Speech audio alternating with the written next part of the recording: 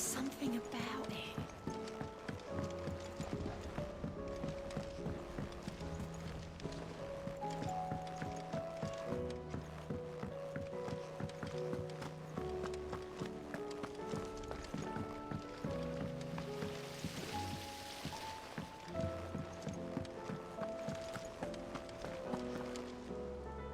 Still alive, I see.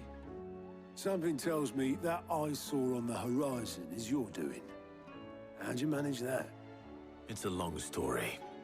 One that I'd rather only tell once. Right. All hands on deck, then.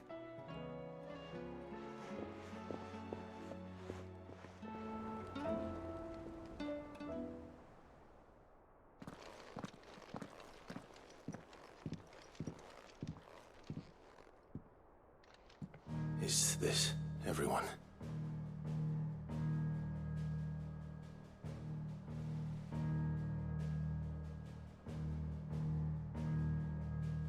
As I'm sure you've all guessed, the crystal which now commands the eastern skies was summoned by Ultima.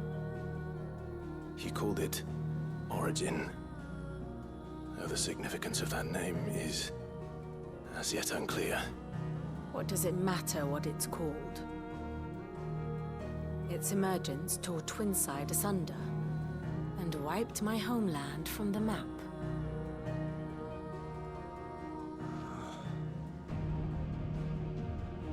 Mention of the Dominion spires can be found in the oldest of Valisthian records. But to the best of my knowledge, none provide any hint as to their true nature.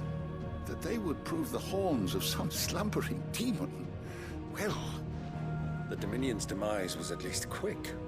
Elsewhere, the Republican army cannot hope to contain the chaos engulfing Randalar. Canva is in flames, and the Empire.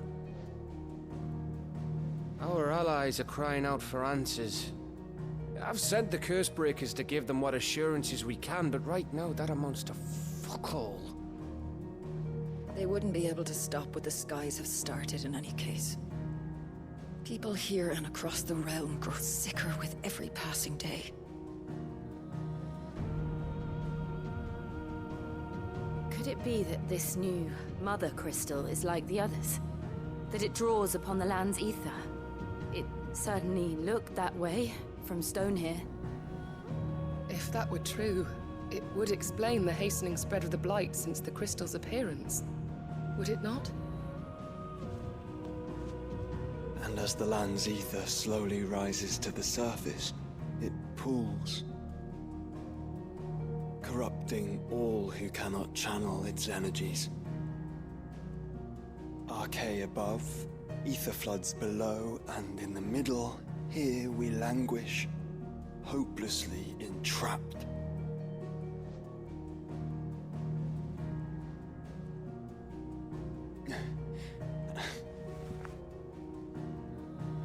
It's all right. When we faced him at Stone here, Ultima told us his true power quickens in the halls of Origin. Needless to say, we cannot allow that to continue. If we are to stop him, we will have to find a way into the crystal. How are we gonna manage that then? It's up in the sky. And fast as she is, the Enterprise can't fly.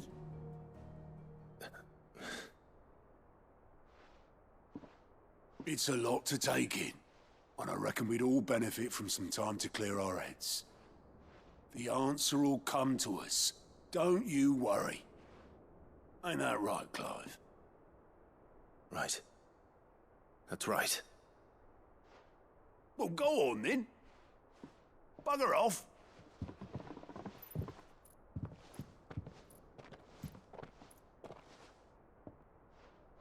Same goes for you, Clive. You won't solve anything like this. Trust me. Go and get some fresh air, eh? Thank you.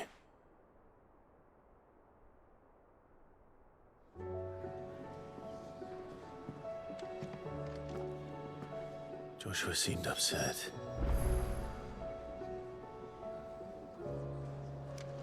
Unless you've taught our chocobos how to fly, I won't be scouting this one for you, Clive. You're on your own, but not alone. Always one more job to do, isn't there, Clive? If there's anything special you fancy supping on before you go...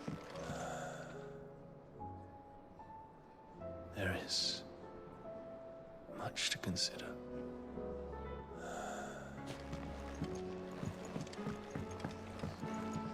What can I get you, Sid? The usual, then.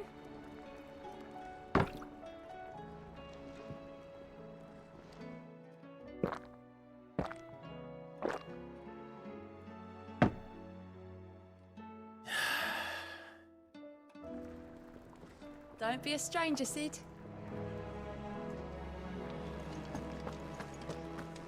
You don't know what you're... Enthroned in sable skies,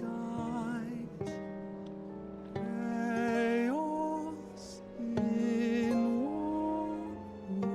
walls.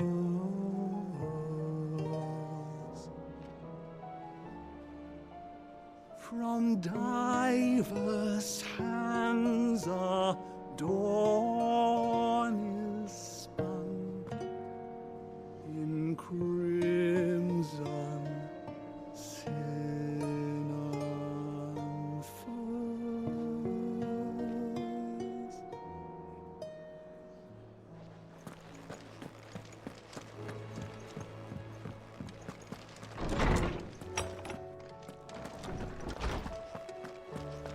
You're going somewhere, Sid?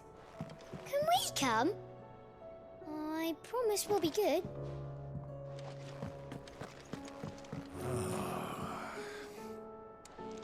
Not a word in this one, either. Sid, did you know that chocobos are far more resilient? Knowledge hoarded is knowledge lost. I have a few new notes that might interest you.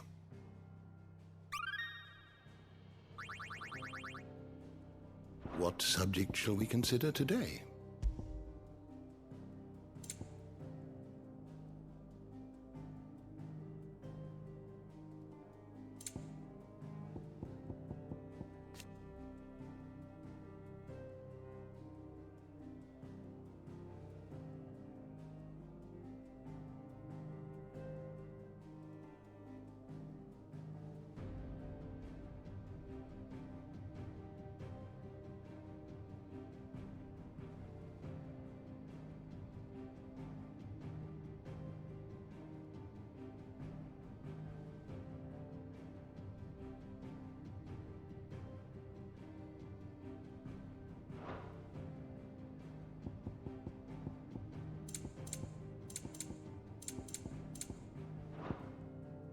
The door to the shelves shall ever be open.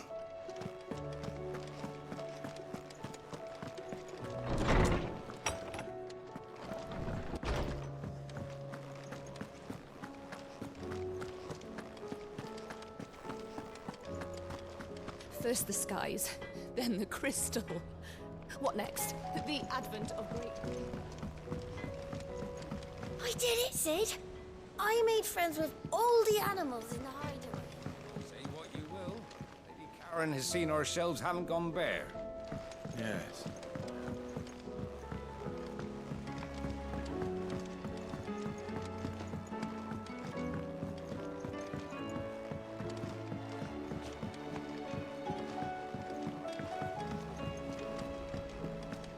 Do you think Sid'll tell us about his adventures in Ash? I doubt it. I heard he's leaving again. Well, then maybe when he gets back. Whatever should I write next? When you return, would you mind teaching the children another lesson? They did so enjoy your last.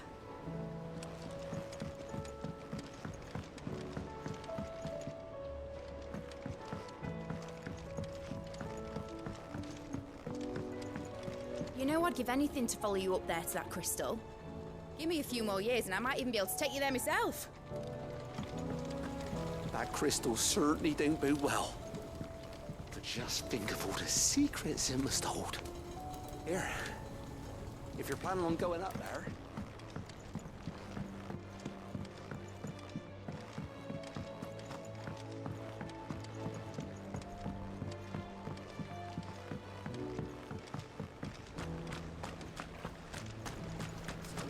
One moment you think you've freed the realm from her fate.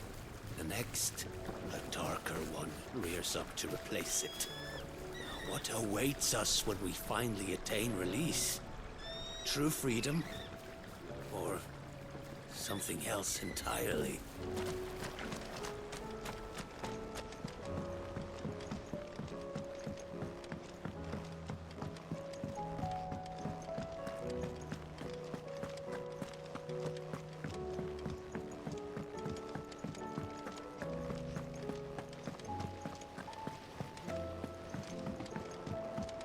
Couldn't have been easy for her making the journey from Ash.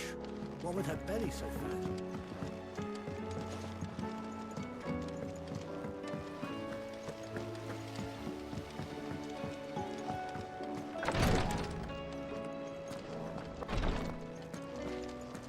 Until the skies have cleared, more and more will fall to its curse.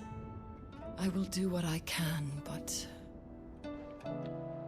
Until the skies have cleared, more and more will fall to its curse. Thank you, my lord, for taking me in. Everyone here has been so kind. It reminds me of home.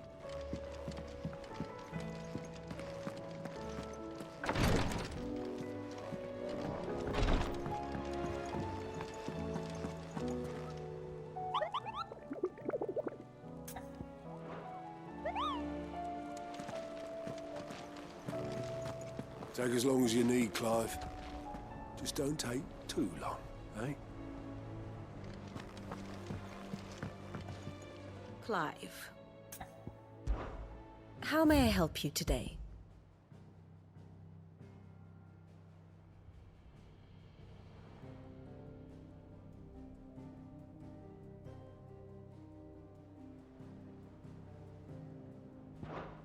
Here you are.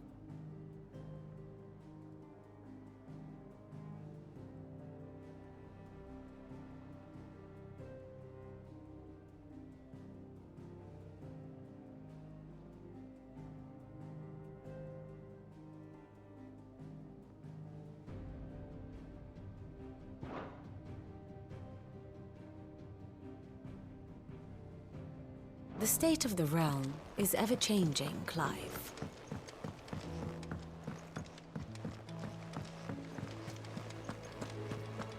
You be careful up there.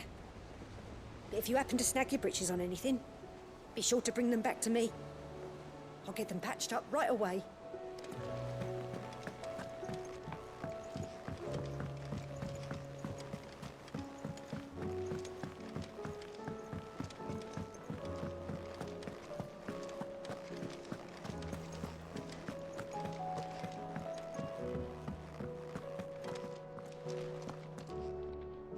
I will not forget this kindness, my lord. I shall go to it, but as soon as the rebuilding work is complete.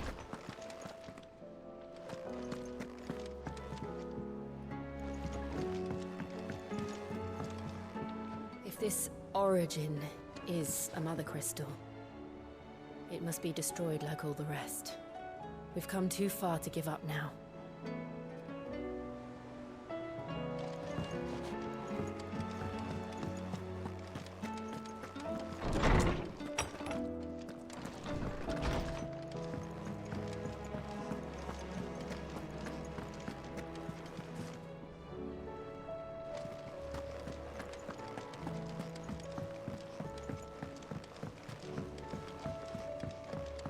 Do you think they'll come back? Of course they will. It's just a big crystal.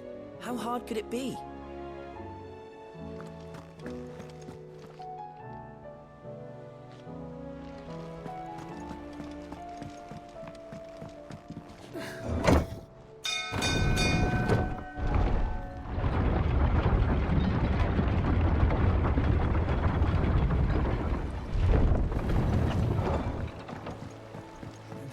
Sid gonna deal with that?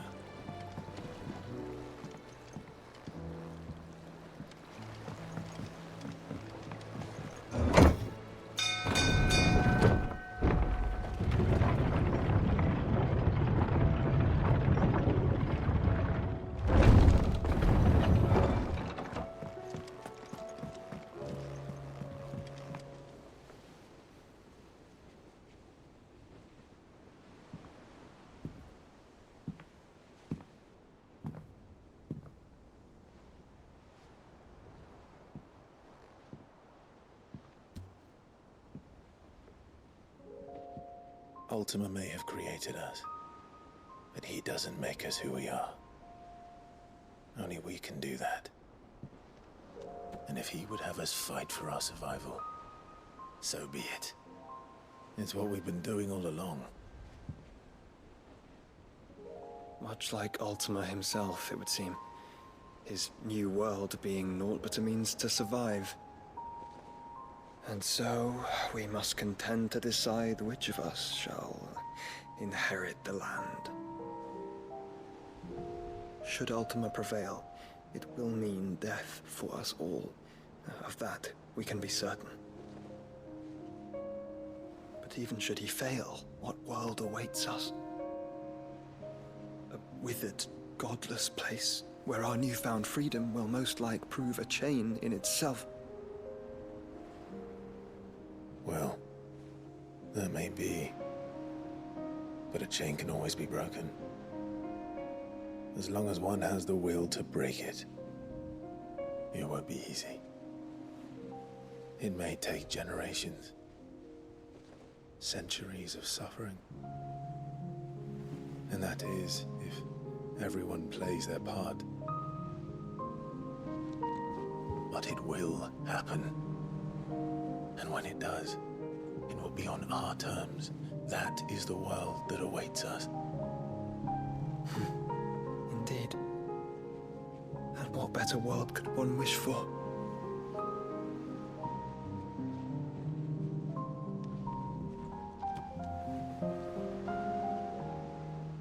But first, we have to reach that crystal.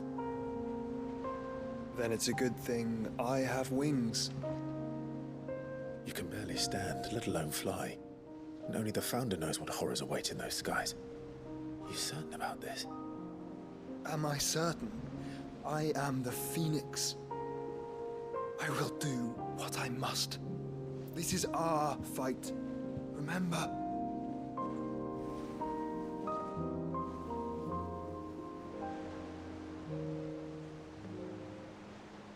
All right. I yield. But only what you must, yes? I'm still your sworn shield. That you are. And what of my wings? Lest you forget, you go to stand against a god. I would not have you succumb to fatigue before the fight begins. Ifrit, your brother mentioned that some few of the dominants who had lost their power to you were still able to prime. Is that true? It is. But their icons no longer submitted to their will.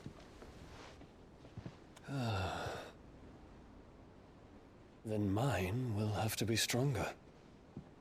That you both might save your strength for the battle to come. You don't have to do this. If you do, there's a chance you might lose all you have left. And what have I but regret? My life ended in the Dominion. I fear death no more. Besides, I would have words with Ultima. He has much to answer for.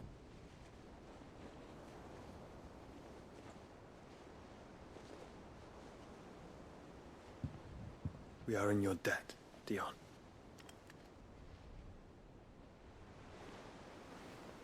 We can speak of debts when this is over.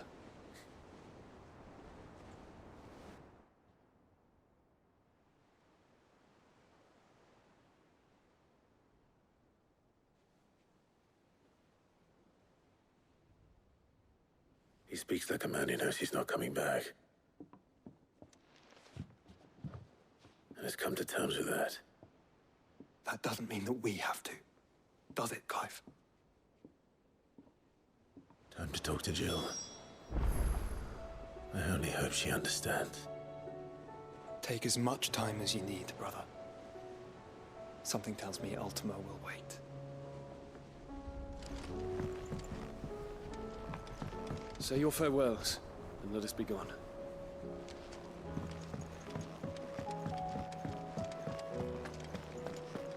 Unless you've taught our chocobos how to fly, I won't be scouting this one for you, Clive. Believe me, Clive, I would fly with you to Origin, nay, to the end of the world. If I could. Alas, my fear of heights prevents me.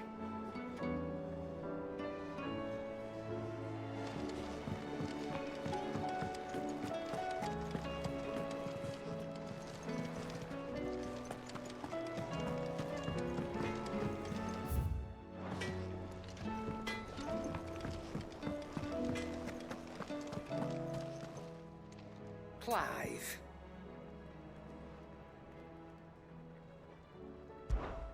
If you're gonna buy something, be quick about it.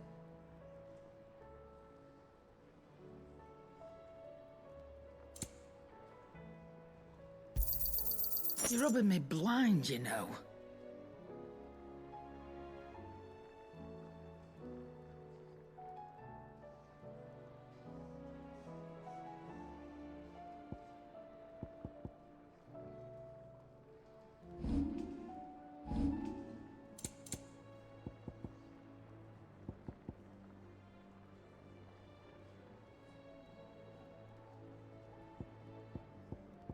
Is that all?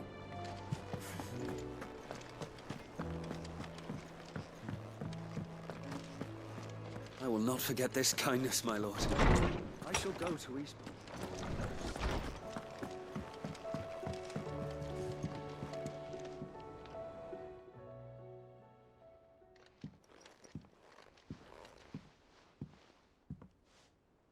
Come to wish on a star. That might not be such a bad idea. This is it, Jill. You know what I have to do. Why I have to do it.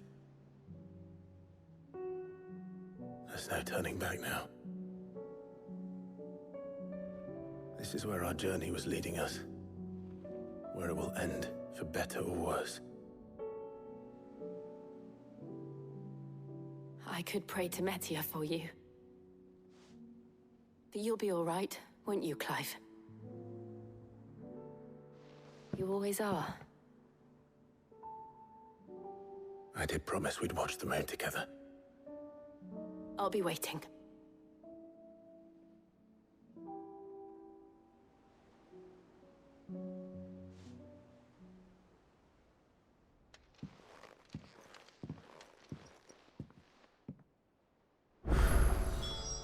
It's almost time.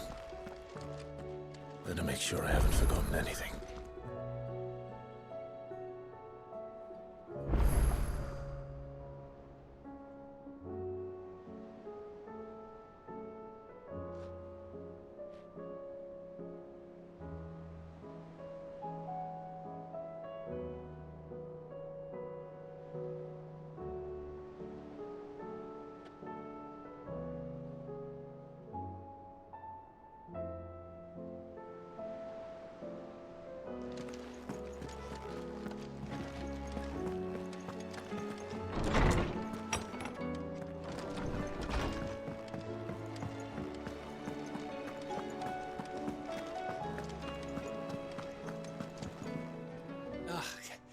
You all right? About that.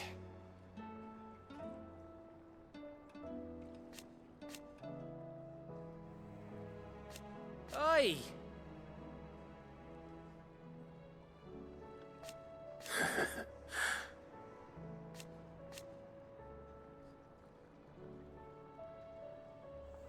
Let's see.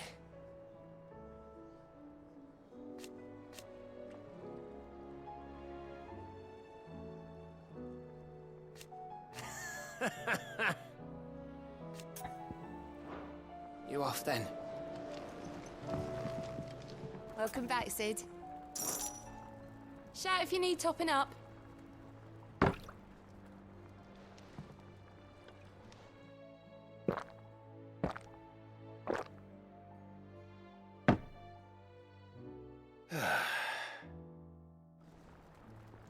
Oh, you're not leaving already, are you?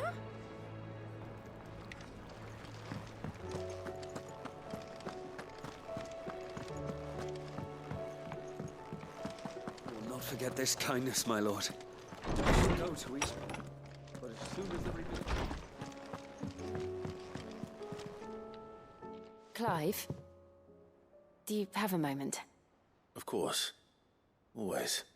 I wanted to give you something. Is this? I stitched it from the cloth you gave Hortense. The piece she said you liked best. I told her I used to enjoy needlework, but I didn't think she'd remember. It's beautiful, Jill. You didn't have to. When I was very little, I recall my mother telling me that young ladies of the court would give knights ribbons from their hair before they went off to war. I still wear mine, so I made you this instead. Red is the color of passion, the fire in your heart. Fierce and bright, it binds you and your brother, you and your friends, you and me. Our bond. May it never be broken. And may it ever bring you back to me. I will always, always be here. Thank you, Jill.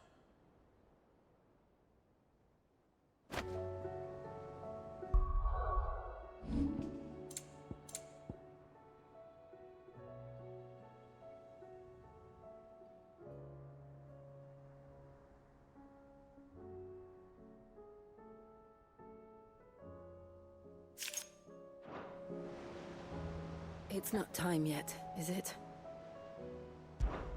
Somewhere in the back of my mind.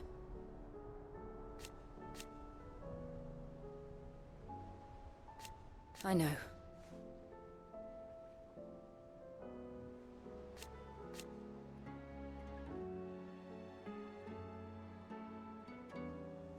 Thank you.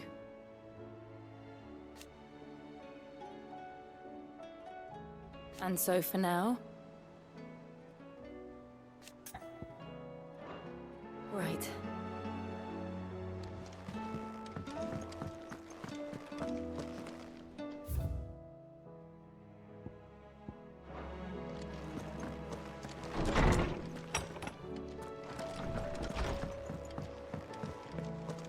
First the skies, then the crystal.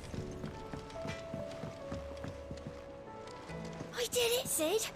I made friends with... Oh, what is it? It's hardly everything.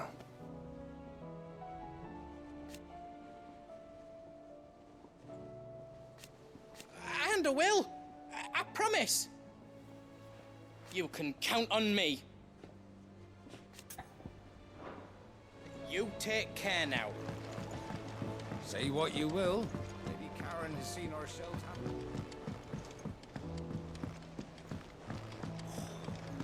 This should time.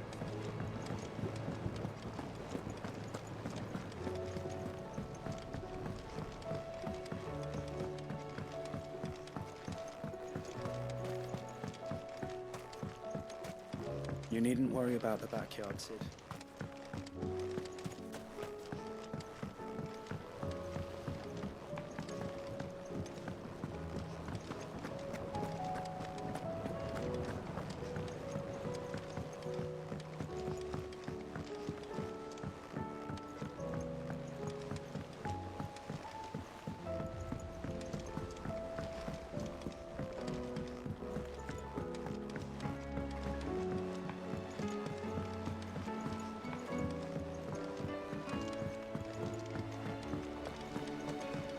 What do you think happened to Miss Midadol? I heard she was kicked out of the university. When you return, would you mind teaching the children another lesson? Has Midadol mentioned a new project yet? Not exactly. She seems preoccupied, but then again, when isn't she?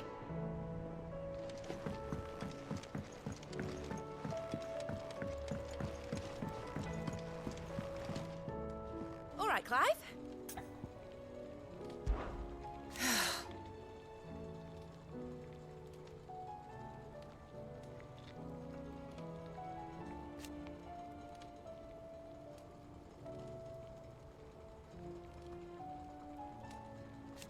Make a name for yourself.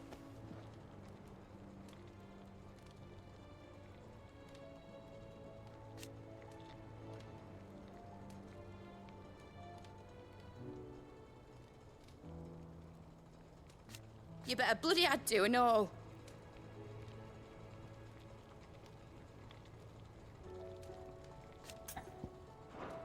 Give a melon half, Clive.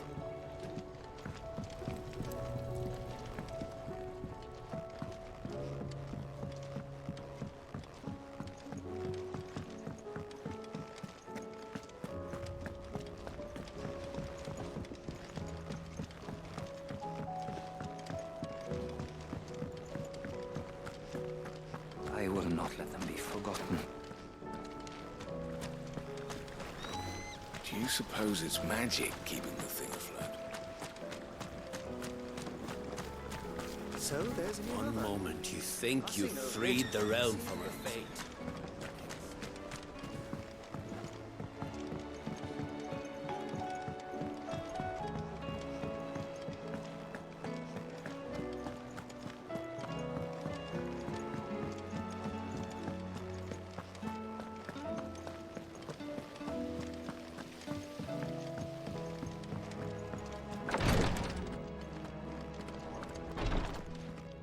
Clive, and no sooner have your wounds mended.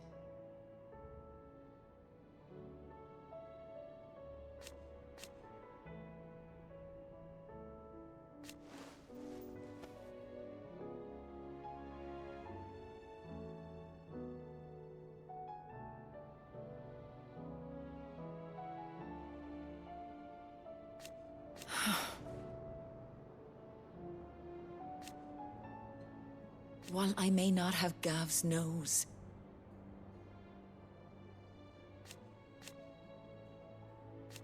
that's what I'm worried about. I do. What I truly like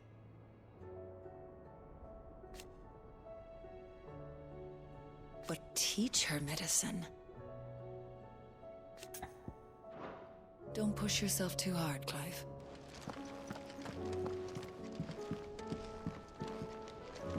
Thank you, my lord, for taking me in. Greetings, Lord Marquis. My lord. I am.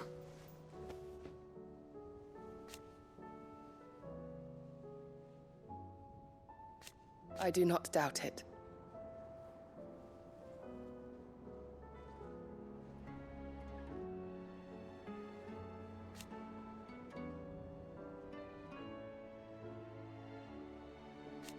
Thank you, Yurte. May you return safely. His Grace and I.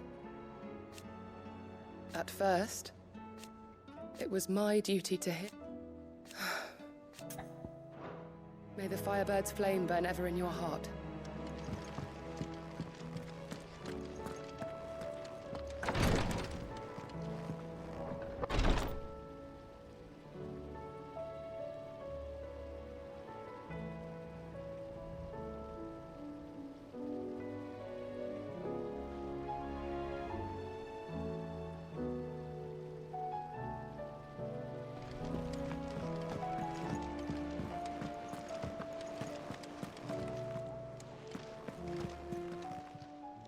Clive!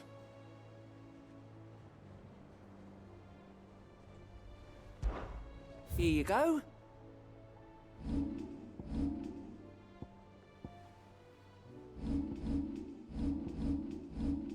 Always something in there.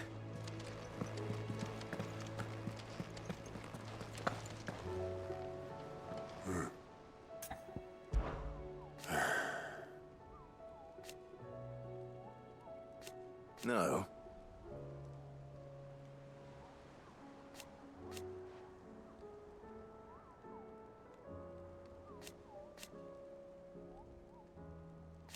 Is that right?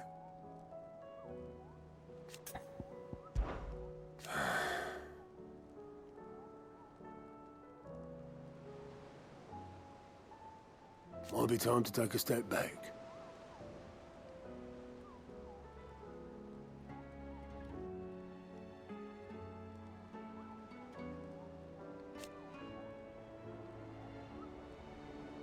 But if it weren't for Sid...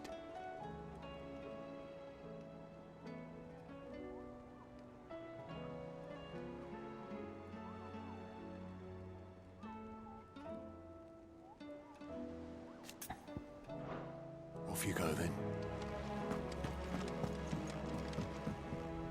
Back again? Well, Clive?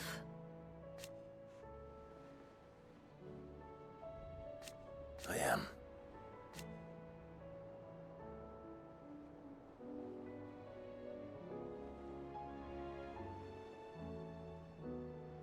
Naturally.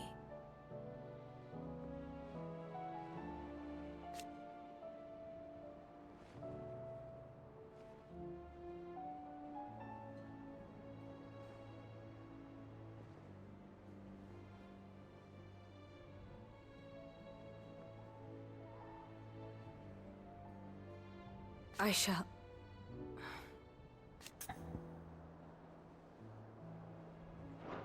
Till next you need me.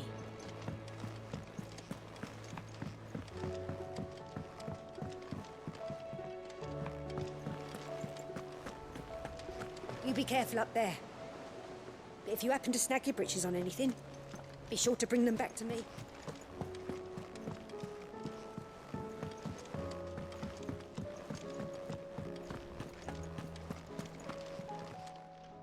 Still alive, are you? Ta-ra, then. Thank you, Karen.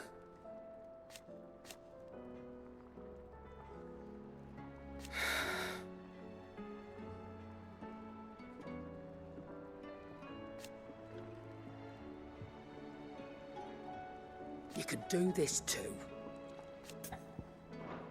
Go on, then. Do us proud. So what do I owe the honor? Crack the crystal? Oh, very good one. But then...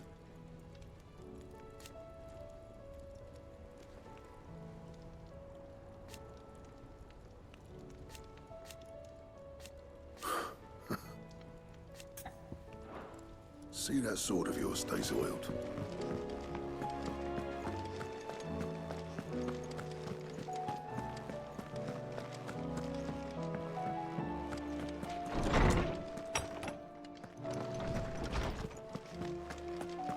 You're going somewhere, Sid.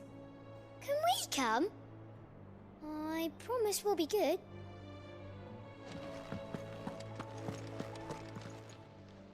I was wondering when next you'd visit.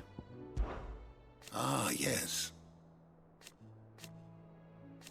Indeed.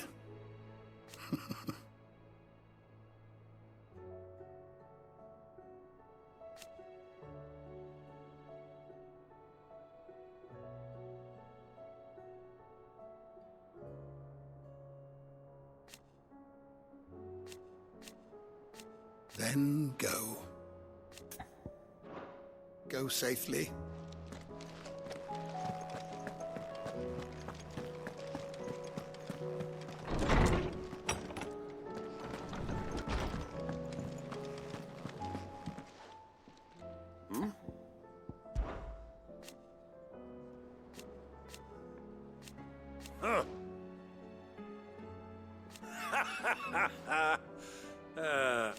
Thank you, Uncle.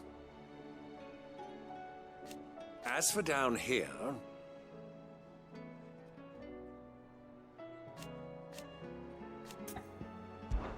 Clive, my boy! Rutherford informs me that we owe you our thanks. Hadn't intended for you to get involved, but such are the times we live in, huh? I would have done the same for anyone else. You're far too modest, Clive. You'd make a terrible nobleman. But tell me, is the realm truly in as dire a state as Rutherford suggests? From what little I saw, you were right to be worried. I suppose I should have expected the worst. But I was rather hoping the great and good of the realm might have things a little more under control. Alas, it seems that firm leadership is in short supply these days, and without it, the people are bound to lose their way. we must move quickly. But where do we start? True, the challenges that face us are many. But in my estimation, there are two key areas to be addressed before any other. The realm's armies and her larders. As you've seen firsthand, it's every man and woman for themselves out there. Certain cities have banded together to try and maintain some semblance of order, yes? But such cases are few and far between. And yet, the only remedy for the chaos that faces us is unity. A unity that transcends even the borders laid down by our ancestors. In short, if Storm does not stand together, she will fall apart. But how would one even begin to unite the realm? The armies, my boy. As I told you already, we begin by restoring order among the ranks of those sworn to maintain it. Sadly, I doubt I could convince even the lowliest gaggle of privates to dig a latrine together. But I do know someone the High Commanders have been known to listen to on occasion. Field Marshal Eugen Havel. I thought he was retired. He was, until an Akashic army tore through Randalar and killed most of the rank and file. There is no man alive more capable. Literally. And as luck would have it, I've already spoken with him on the matter. Of course you have. And he's agreed to help. On one condition. That he first speaks with you personally. Havel has always been a man of frustratingly rigid principle, and he has certain qualms about clasping arms with, well, with an outlaw. I extolled your many virtues as best I could, of course, but the old goat was adamant that he be allowed to appraise you in person. You don't mind, do you, my boy? Of course not. As long as chaos reigns, we will never build a better world. I'll do whatever it takes. And if the Field Marshal wishes to speak with me in person, then so be it. That's the spirit. I'll leave for Randalar at once. Would you send a Stolas? Of course. Rutherford is already in the Dalmekian capital. I'll have him tell Havel to expect you forthwith. Excellent. Thank you, Uncle. No. Thank you, Clive.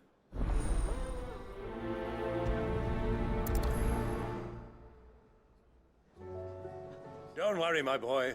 Rutherford is in Randalar this very moment, singing your praises to all and sundry. They'll adore you.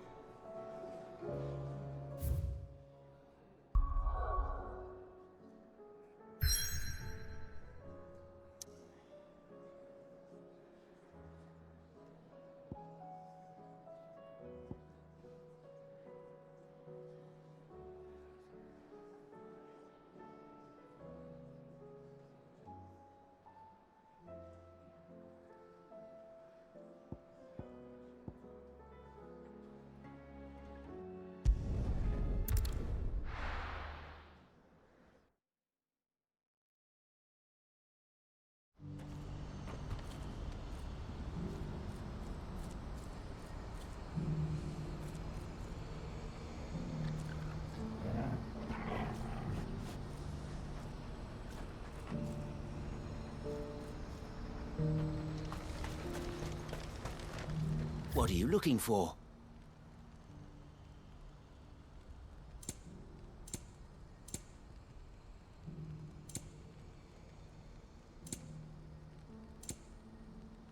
May Gilbert smile upon you.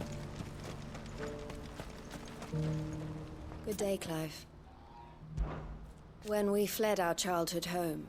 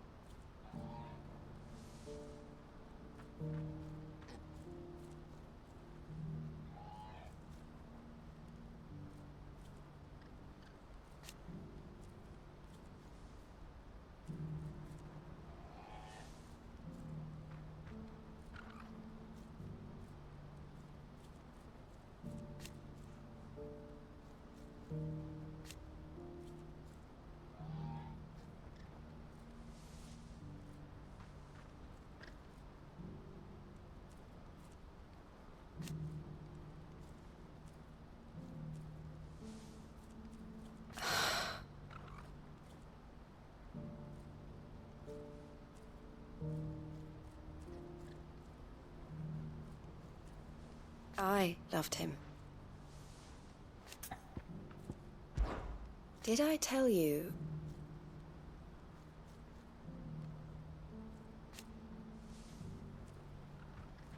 That was what he wanted.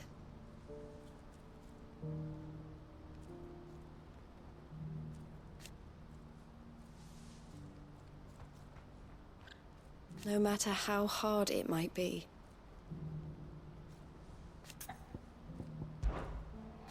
The Dominion has fallen.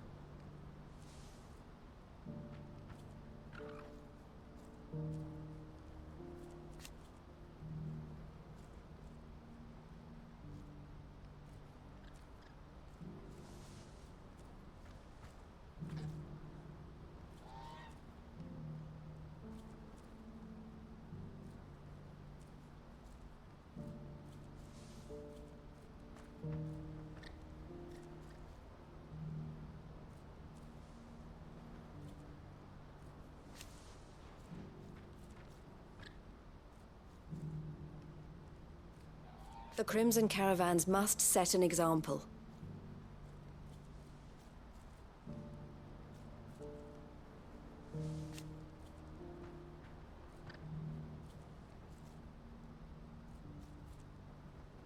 It is our job to keep the hope alive. Come back soon, won't you?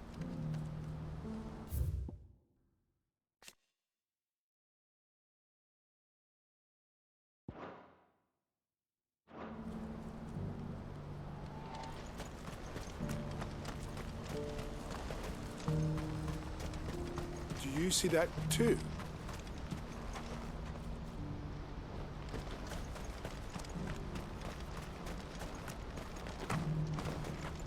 There are many variations of the Semekian legend, but almost all agree that man was punished for presuming to set foot in the sanctum of the gods. Some describe it as holy, others heavenly, which is to say, of the heavens. Could it be that the baleful mass that now glowers over us is this very sanctum? Have the gods returned to pass judgment upon us once more?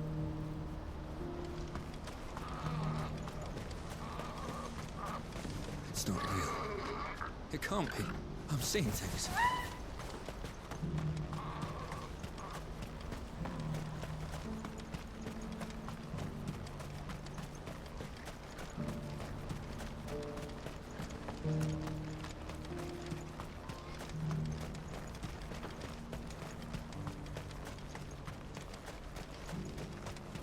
Oh, gods.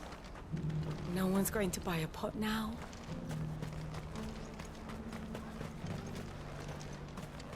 Please. A piece of fruit. A crust Is of it bread. true about Twinside? Those poor people. Aye. And poor us too. Trade with the Dominion was the only thing keeping these markets afloat. I see you've met with Master Cyril. I too serve the Phoenix, my lord, though in an altogether... Have you seen what's washed up at our gates? Imperial nobles, no less. I don't know whether to pity them for the trials they went through in Twinside, or to say it's their own bloody fault for stealing the city in the first place.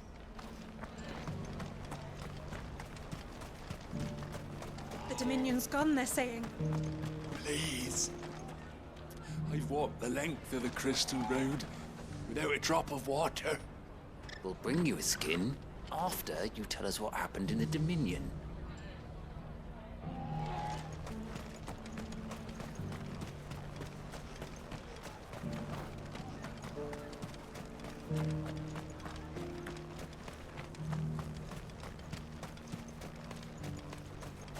Eloise is a strong woman. She'll get through this.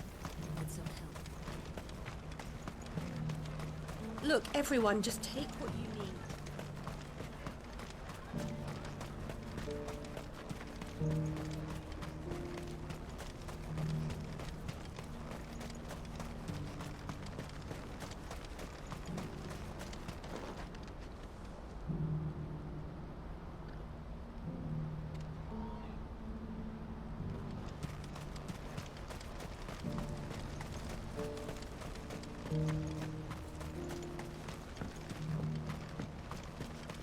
Do you have any fresh water?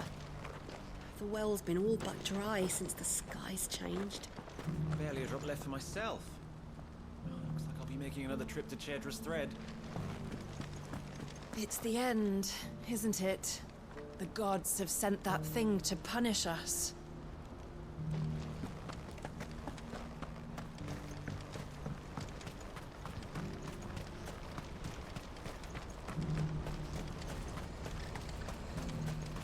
Do you see that too?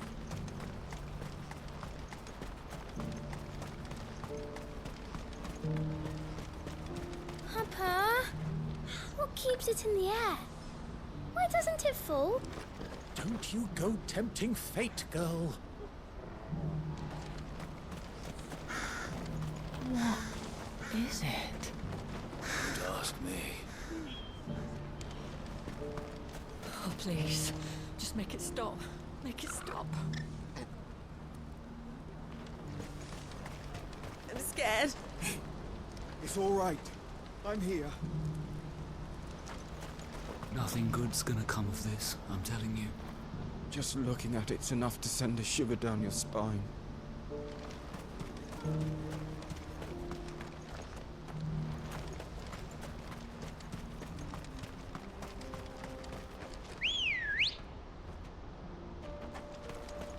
Let's go.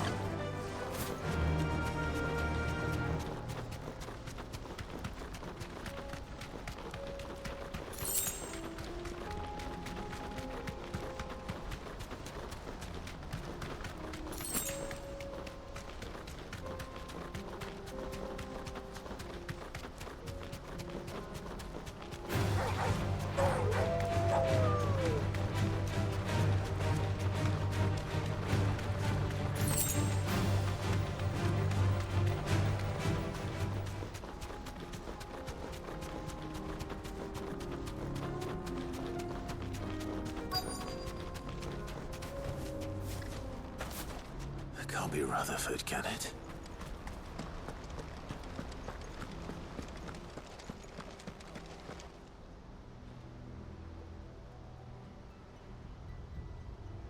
Turncoats and cowards, the lot of you!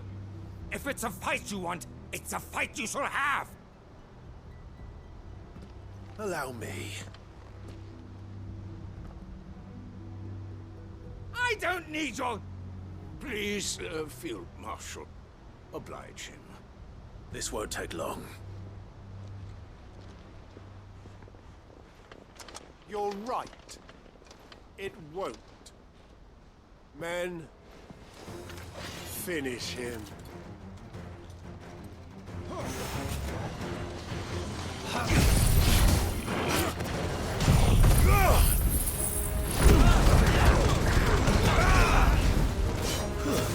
Stay down.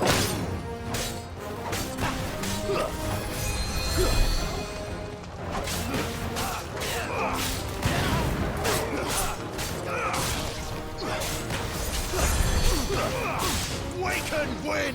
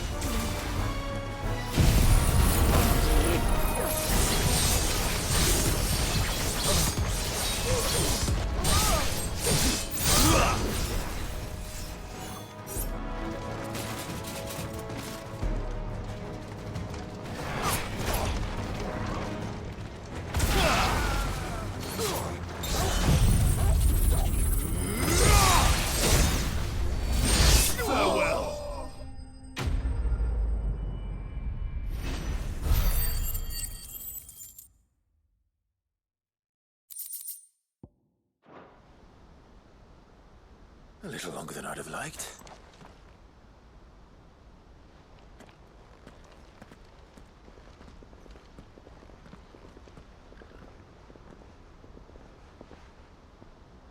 Field Marshal Havel, I presume. Are either of you injured? No, my lord. You arrived just as our escort turned on us. Fucking traitors. I'd heard reports of soldiers in the outlying regions abandoning the oaths they swore. But I hadn't thought the corruption had reached so close to the heart of the Republic. It's a fucking disgrace. Your interfering old bastard of an uncle tried to warn me, of course.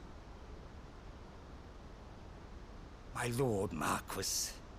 Or is Sid the Outlaw more to your liking? Call me what you want. It doesn't change who I am, or the urgency of the message I bring. My uncle has a plan to right the realm, and he needs your help to see it through.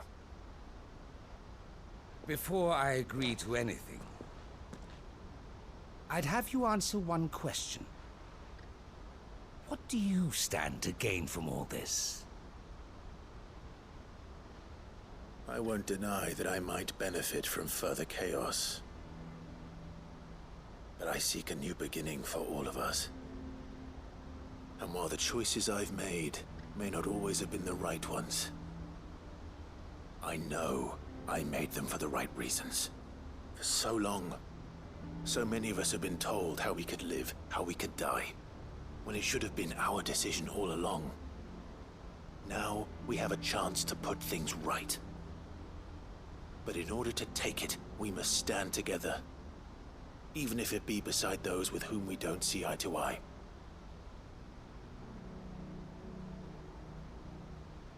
Certainly not the words I expected from an outlaw. But perhaps your uncle was right. You are no ordinary outlaw. I'll never hear the end of this. All right. I'll start by ordering my most trusted guard to bring the Dhalmekian fringes under control. Next, I'll make contact with my counterparts in the Imperial Army and see if I can't convince them to try and restore order in their own territory. Thank you, Field Marshal. But they are not the only ones we will need to convince. What do you mean? I don't doubt that I can bully some sense into a few generals. But those they answer to require a different kind of persuasion. And when it comes to honeyed words, well, we will need an envoy. One who can court even the most stubborn of statesmen. You, perhaps? I'm flattered. But I'm no diplomat either. And I have other problems to attend to. What we need is a skilled arbitrator. And I may know just the person. Is that so? And would he happen to be an outlaw too? Of a different kind, perhaps. Well, beggars can't be choosers. I suppose we'll all have to find a little of the outlaw in ourselves if we're to make it through this. Very well. Send your man to me right away. I shall.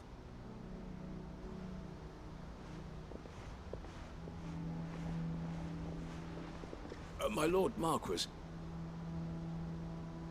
Your Lord Uncle bade me escort the Field Marshal to his manor in Port Isolde. And I will see that my associate joins you there. Very good, my lord.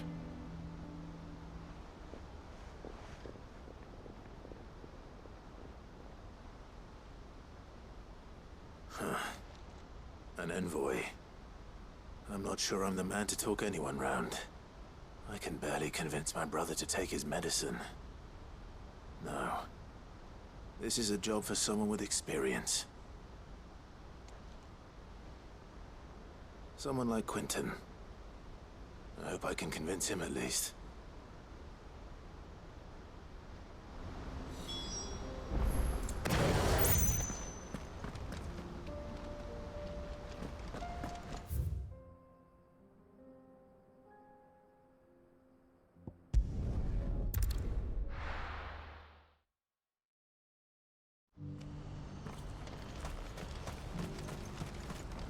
What are you looking for? You've a discerning...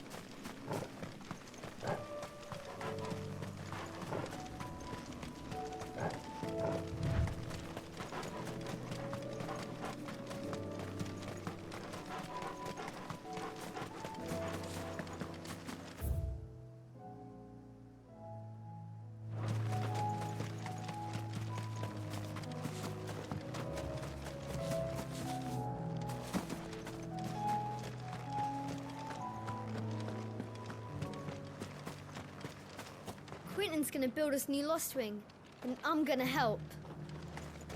I'd have followed Quentin to that manor if I could have done, and I'll keep following him now.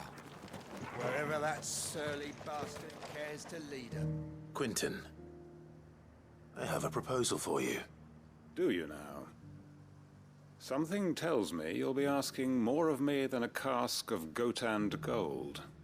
Go on then. Propose.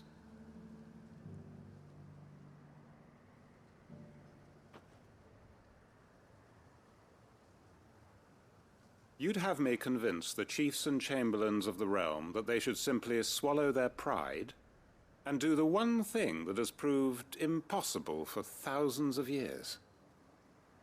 Was there anything else? Perhaps I can fetch you a meat pie as well. I know it's a lot to ask, but I can think of none better suited to the role. And you'd have me give up what little I have left to do it. I told you, Clive. The people of Lostwing are my family, and I cannot abandon them. You'll have to find someone else. I'm sorry to hear that. So am I. And why might that be? What he's asking. How's it any different to what you've done so far? They want you to speak for those who can't speak for themselves. That's what you do best. If it's the vineyard you're worried about, we'll see that the grapes are picked and the tons filled. You know we will. It's not that. Then what is it?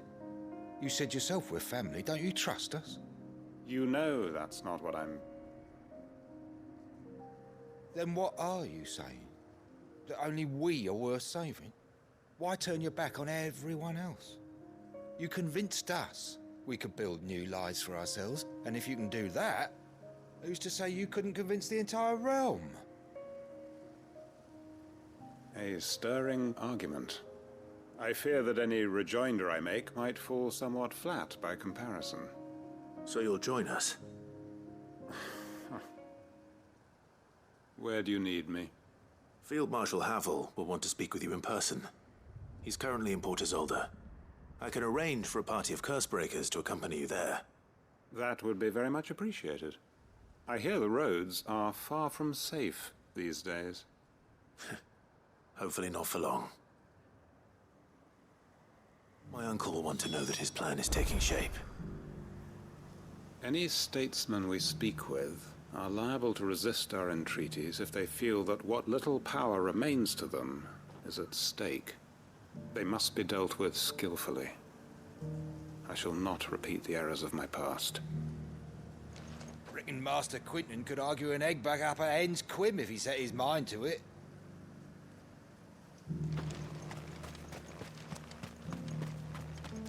I made sure our fallen comrades were laid to rest. And they can rest easy, knowing that their sacrifice wasn't in vain. That justice was done. As for us survivors, well, we've just got to keep at it. Keep the family together. For their sakes.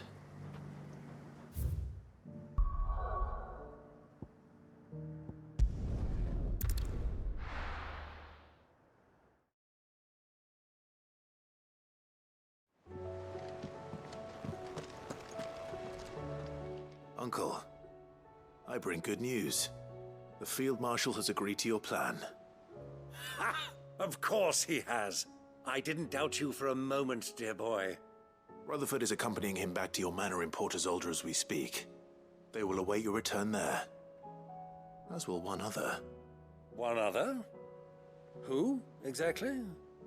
Lord Havel was concerned that even if he could get the realm's armies to agree to an accord, he might not be as successful in convincing those with political power.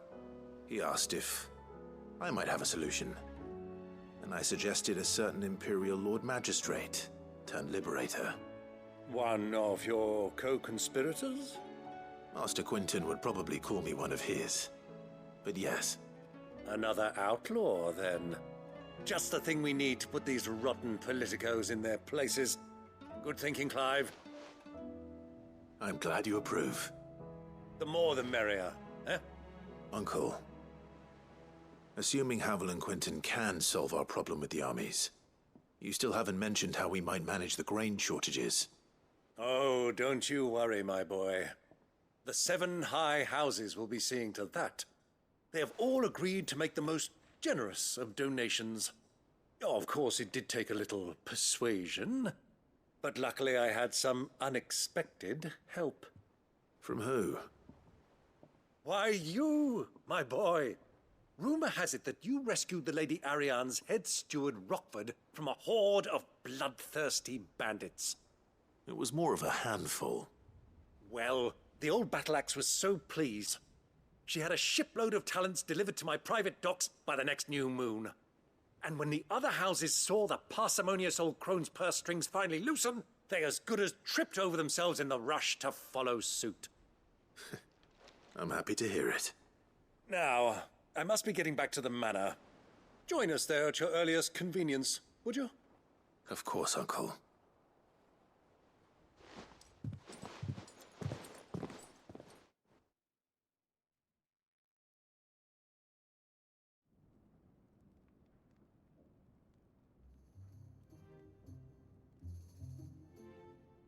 And how, pray tell, will we get that grain to the capital if the roads are still overrun with Akashic? You'll find another bloody road. I only have so many men, and I'm not about to send them headlong into an ether flood. That is, unless you'd have them turn as well. Well, I'd certainly eat less.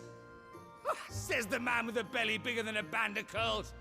My soldiers actually need their rations. Without any food to keep them going, they'll be dead even before you've sent them on your fool's errand.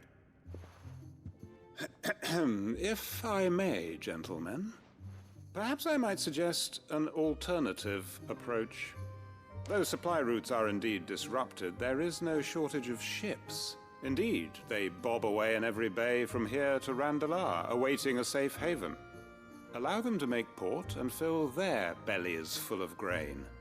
And once those who crowd the cities are fed, ferry the displaced back to the countryside to work the fallow fields. But I'm sure that you wish to continue your discussion. Forgive the interruption. 2 such firm friends as yourselves need no help from the likes of me. Rutherford spoke fondly of the great bond between you. Us? Friends? I can't stand the man. Clive, I'm beginning to question the quality of the company you keep. And what kind of company were you expecting him to keep? The man's a criminal. Criminal? How dare you? You are not fit to breathe the same air as this fine, upstanding young gentleman. Upstanding? He calls himself Sid the bloody outlaw! Once more onto the breach.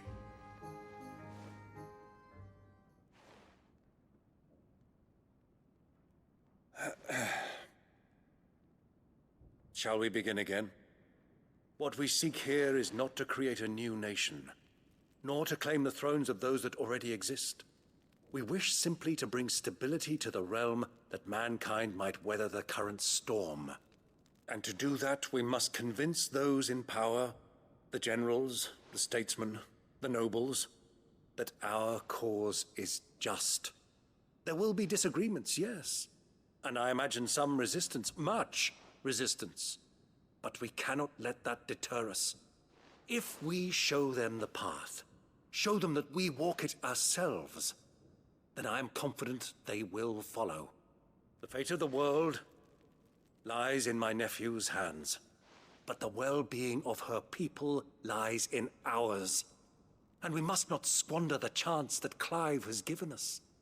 Uncle Byron, Now, with that settled, let's move on to the signing of the Accord.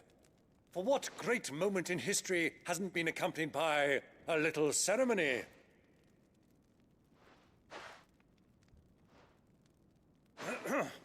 Citizens of Valisthea, I present to you the Triunity. Rutherford, Mike Will.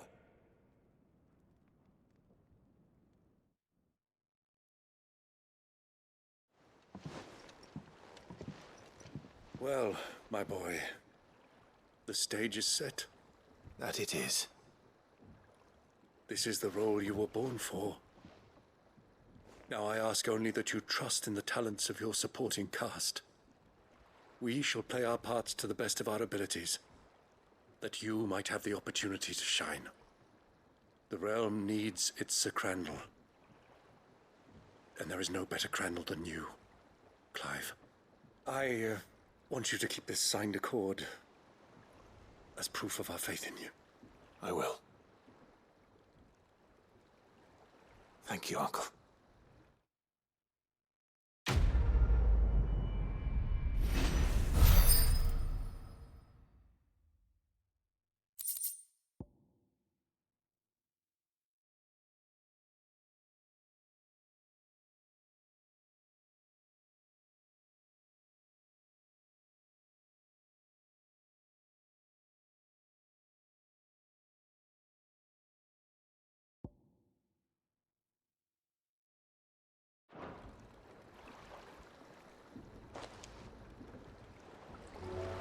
Sorry, can't take you where you need to get to, but the Argo and me will be waiting when you get back.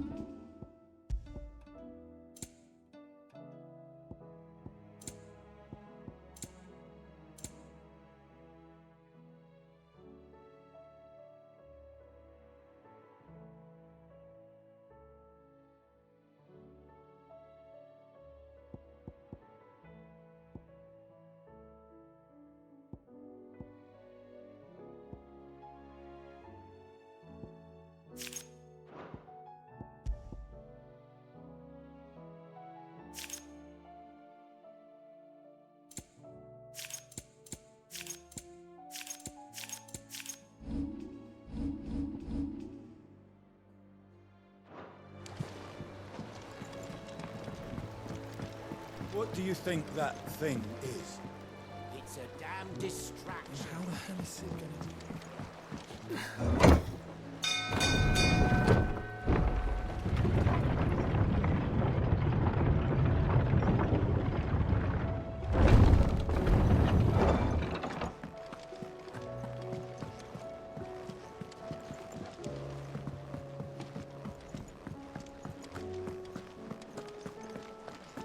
While I admit I had my doubts at first, your man Quinton seems a reasonable sort. That and every moment he's talking instead of Havel, the better chance we'll have of setting things straight. You can trust in us, Clive, just as we trust in you.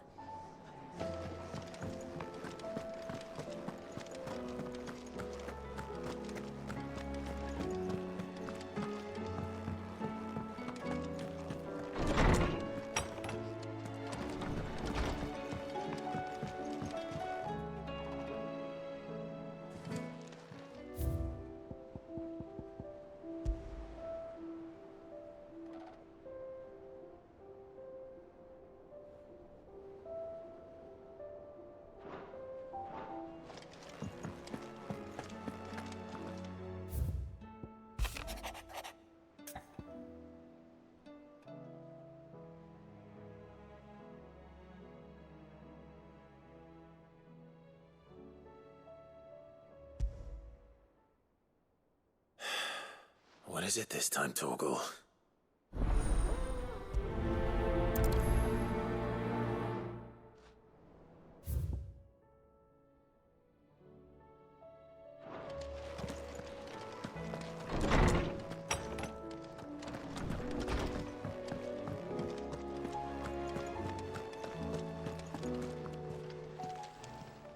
Still alive, are you? Go on, then. Is that all?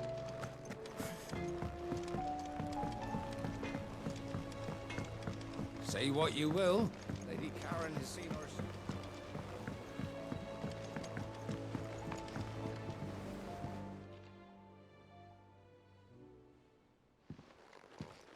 Pining for something, boy. What is it? What do you see out there?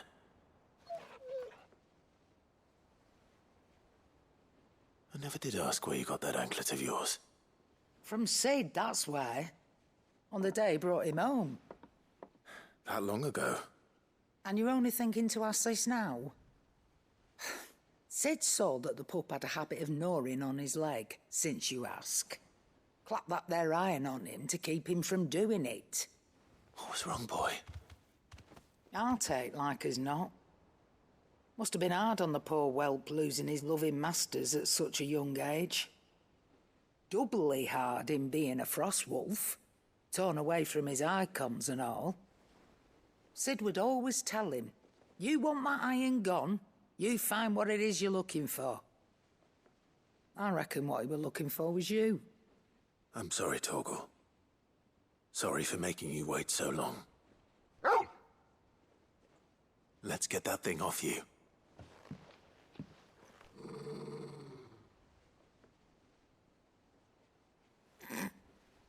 Doesn't sound like he wants it off. Indeed.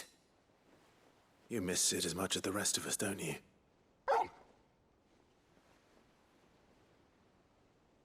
You want me to go with you somewhere?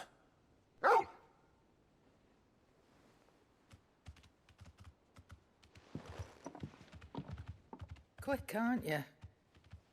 Glad you've been paying attention. Not nearly as much as you have, Lady Karen. Aye, good thing and all.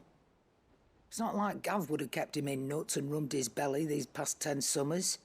Your kindness is appreciated. You've been a good friend to him. Only because he doesn't talk back like the rest of you. Go on now.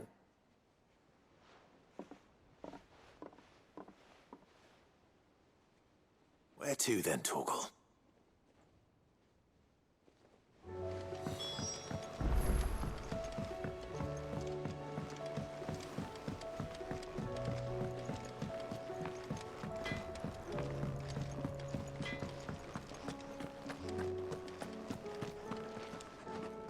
All right, Torgal.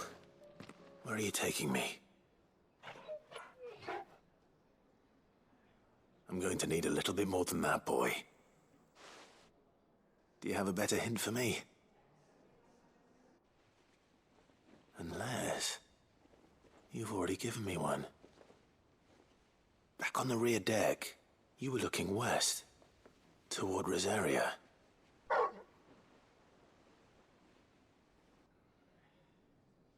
Why don't we try the rookery?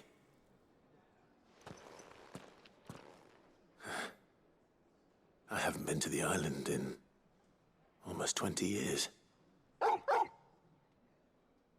To Port Isolde, then. Fingers crossed the old mooring is still there.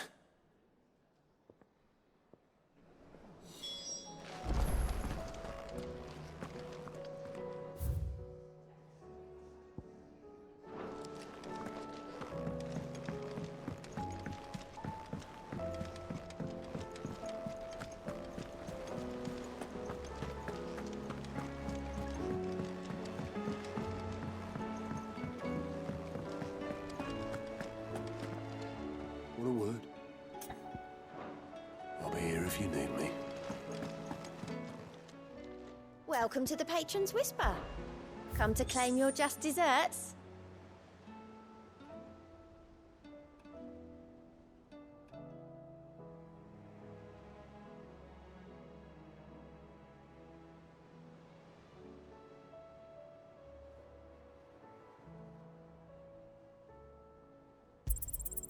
Here you are. All done?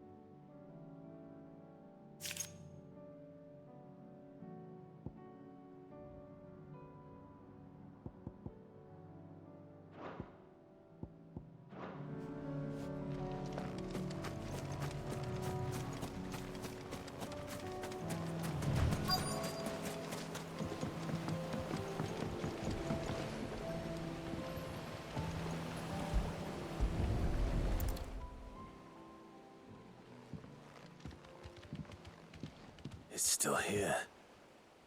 After all these years. A lot smaller than I remember. And you're a lot bigger. You might have to swim, boy.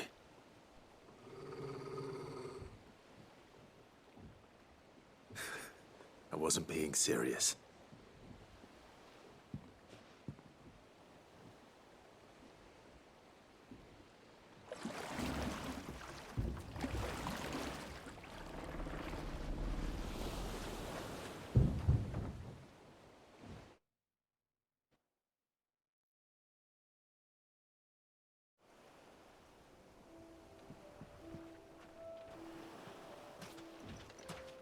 This place hasn't changed at all. The rookery's right through those trees. Come on.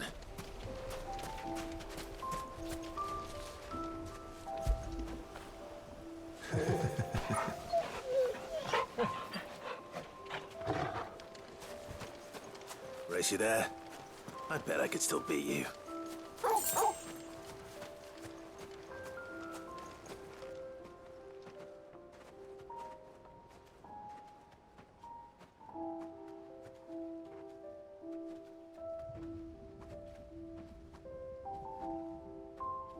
Here we are.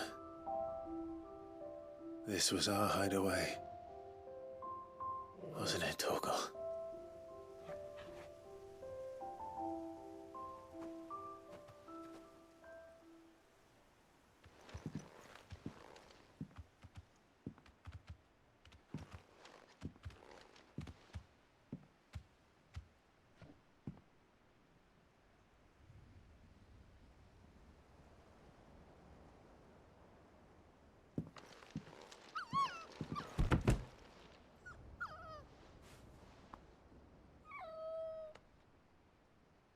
Coming here helped me to forget who I was. Or wasn't. Prince, shield. Son his mother could love. Had I been any one of those things? Perhaps.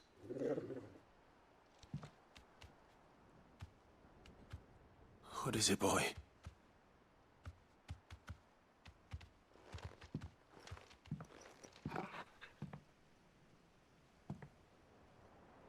This is all from the castle. And Phoenix Gate. Did you bring these here?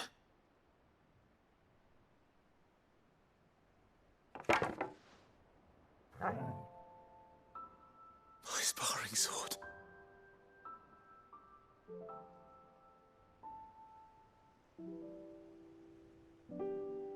Well, well.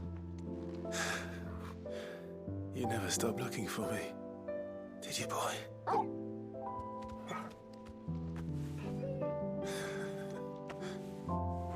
Thank you, Torgal. For never giving up. For never forgetting.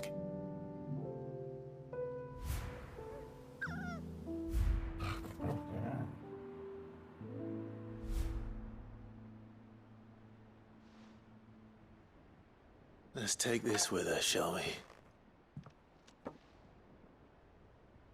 So I don't forget either.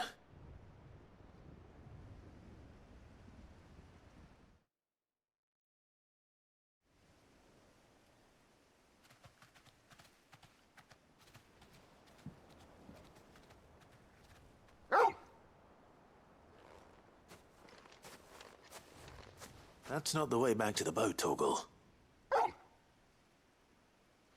All right. I'm coming.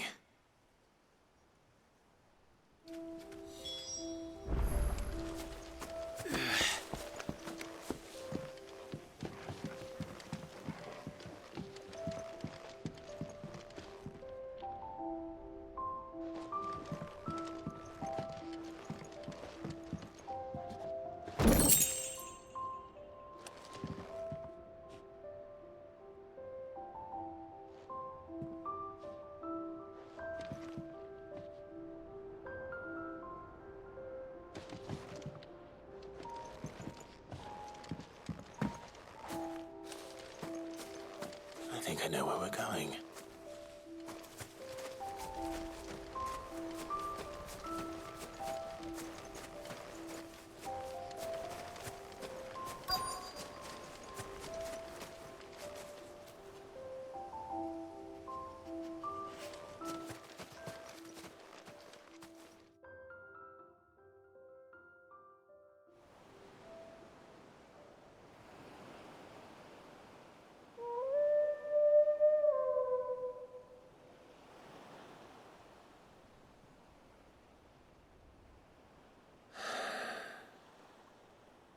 People always talk about the importance of putting the past behind you.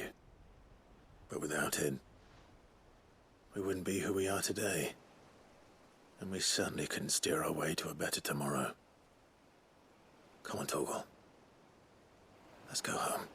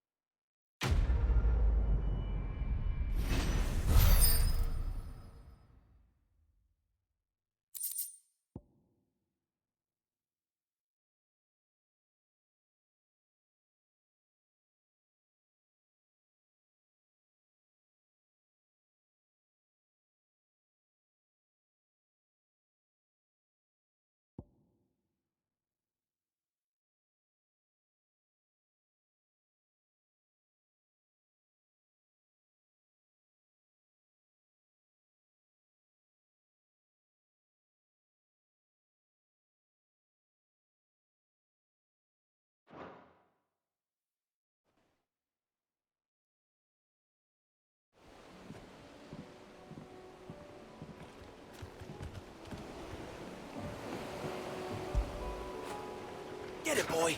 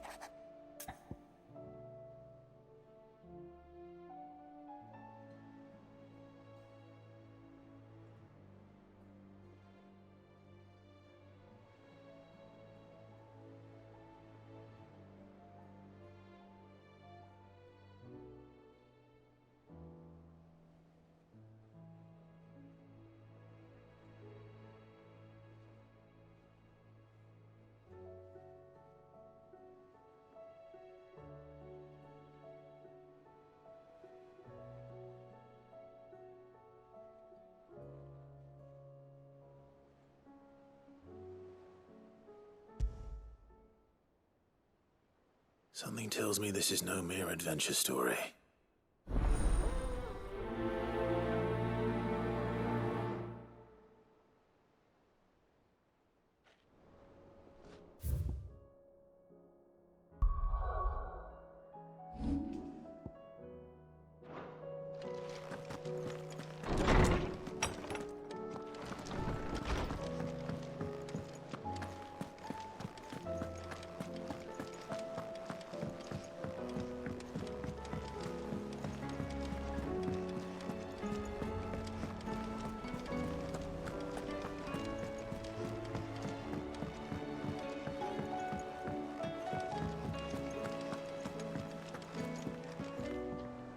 Vivian, I read your note, and I'd be happy to help you find the book you're looking for.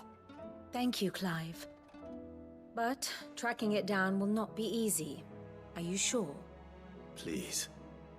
You have always granted me your wisdom and insight whenever I asked. It's only right that I return the favor. Or at least attempt to. You are too kind. Alas, what I ask of you is rather more trying than delivering the odd lecture. I spoke with Harpocrates to see if he had any inkling as to where another copy might be found, but perhaps it is best that you hear the details from him. If you say so. Forgive me, Clive, for asking this of you. But this book, it set me on the path to becoming who I am today. Its importance cannot be overstated.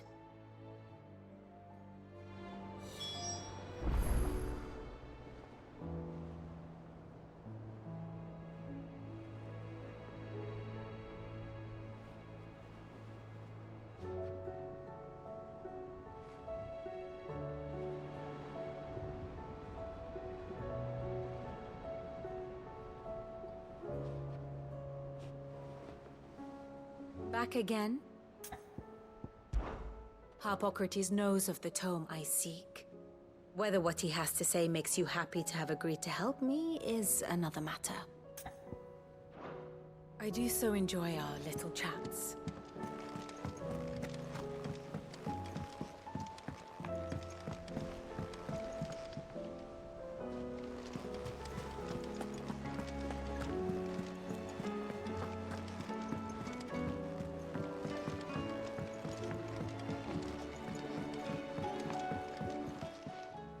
Must we away? My decision is made.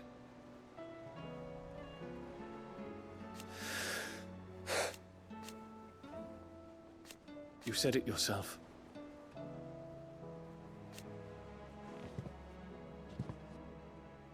He must be stopped.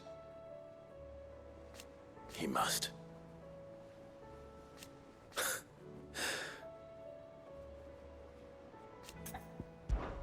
My decision is made.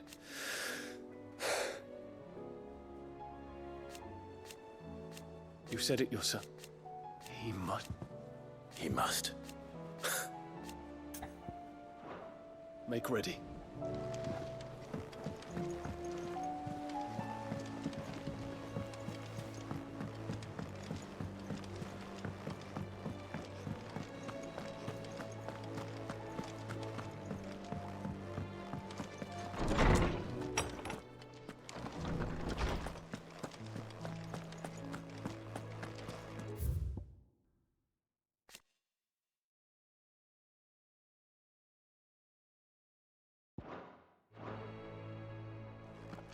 Ah, Clive, my boy. What a pleasure it is to see you. Harpocrates. There's something I need to ask you. I've been charged with locating a book called From a Distance. Then you seek a rare gem indeed. One whose name I had not thought to hear from your lips. You've been talking to Vivian. Right as always. But she didn't seem keen to tell me very much. I take it she didn't like what you had to say. And yet I gather it did naught to dissuade her. Clive, if the young professor has tasked you with obtaining a copy, I fear she asks the impossible. The executors would not allow it. The executors? Coveters of secrets. A clandestine organization committed to the collection and intenebration of forbidden texts and technologies. One such text being the tome Vivian seeks, chronicling as it does the true history of the enslavement of bearers. A tale which could overturn the established order were it ever to become widely known. Or, so rumor has it. I've never actually read the thing, or even set eyes on it for that matter. How is it that I haven't heard of this organization? Why, secrecy is the Executor's watchword. They lurk in the shadows, emerging only to seize that which must be seized, be it books, inventions, or people, before disappearing again, leaving nary a trace. Which would explain why Vivian's copy was snatched from her grasp not long after she found it. By the hand of the Executors, yes. But what drives them? Self-interest or ideology? Fine question. Sadly, all that is known of the Executors can be recounted in a single breath. You may just as soon ask me of their origins, numbers, or the identities of their leaders. Any answer I give would be pure speculation. Then my hunt was doomed from the first. What was Vivian expecting? That I'd pluck it from thin air? Not from thin air, no. From ash. Rumors of the Executors are rife among the scholars of Storm, but rather less so across the Strait. I have a friend. Well, I had a friend in the village of Garnick, a collector of rare tomes, upon which subject we would oft correspond. Alas, I have heard naught from him since the skies fell dark. And no doubt he, too, has turned. But, though he did not mention it by name, it is possible that a surviving copy of From a Distance yet rests upon one of his many shelves, quietly awaiting discovery. If you were, by some chance, able to save even a single book from the poor man's library, I know his soul would rest easier. Very well. When I next find myself in Waloed, I'll be sure to pay Garnick a visit.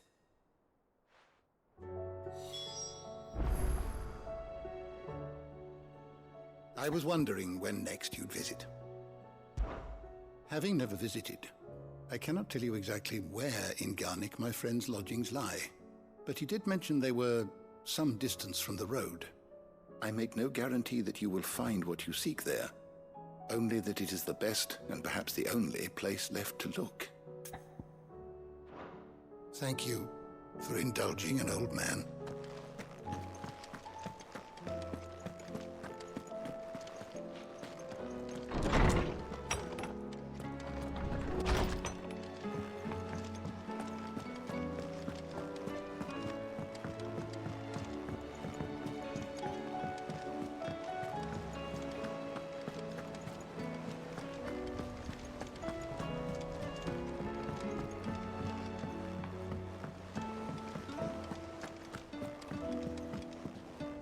Clive.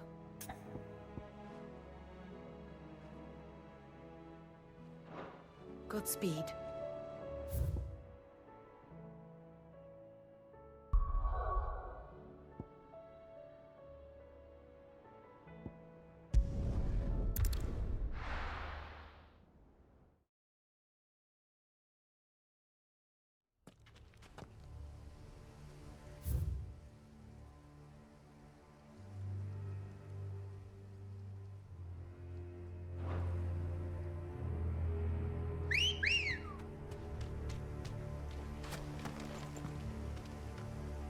Let's go.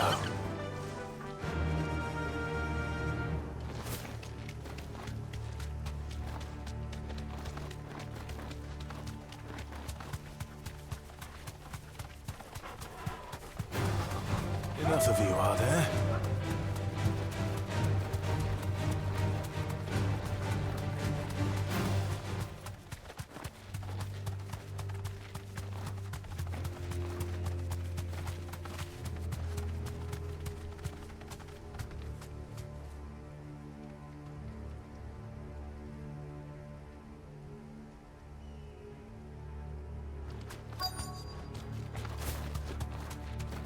The entire village looks abandoned. Now, which house would a bookworm live in?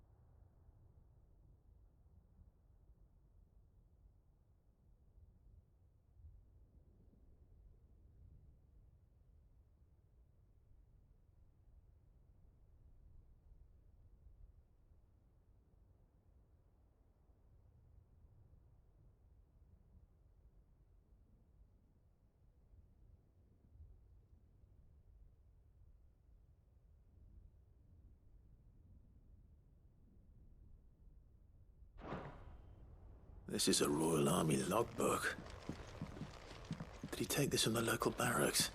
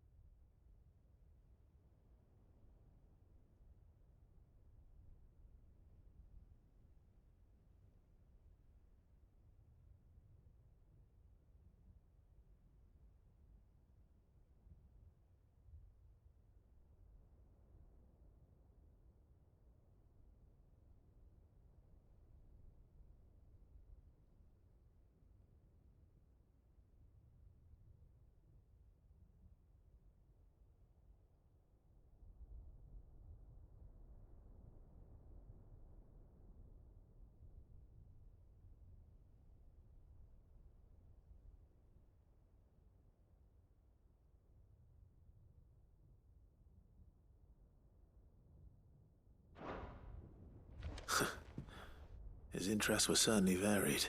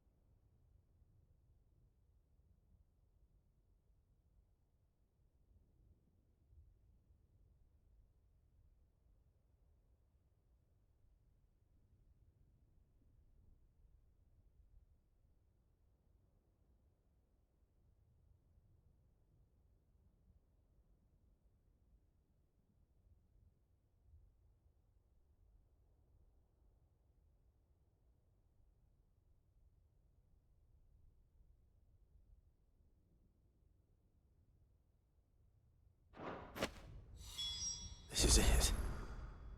But if what it says is true, I need to get this back to the hideaway.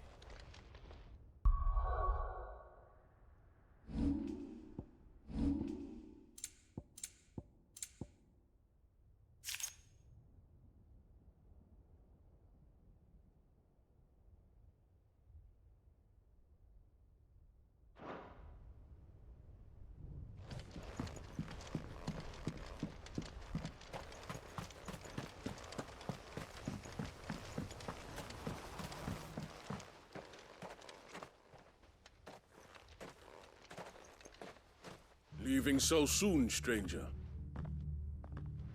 We've been watching you. From a distance, so to speak. Subtle. I know who you are. Then we need not waste time on introductions. Hand me the book. Leave it in our care and return to your life. Your care? Do you mean to burn it, or bury it? That is not my decision to make.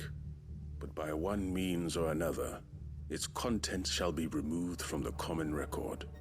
Then I'll have to politely refuse. I won't let you erase our history. Then we find ourselves at an impasse. Very well. The book can just as easily be pried from your dead hand.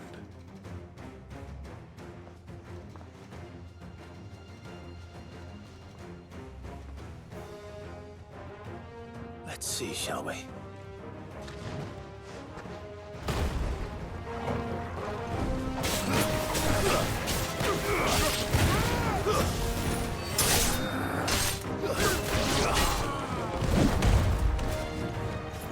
All yours, Torgal!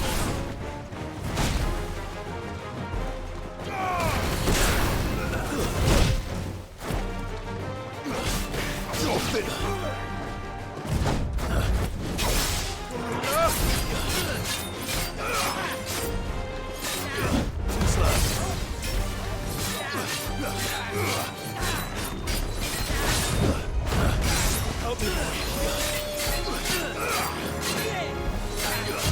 Too slow. To me, boy.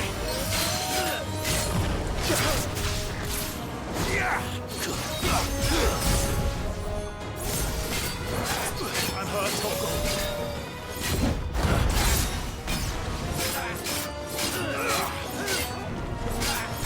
Nice try.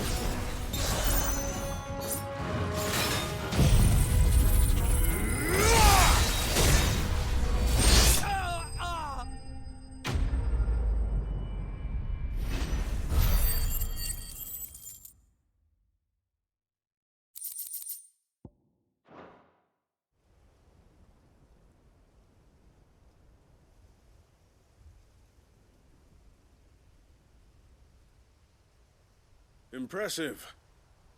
But we have other means. We shall claim the book yet. Why do you want it so badly anyway?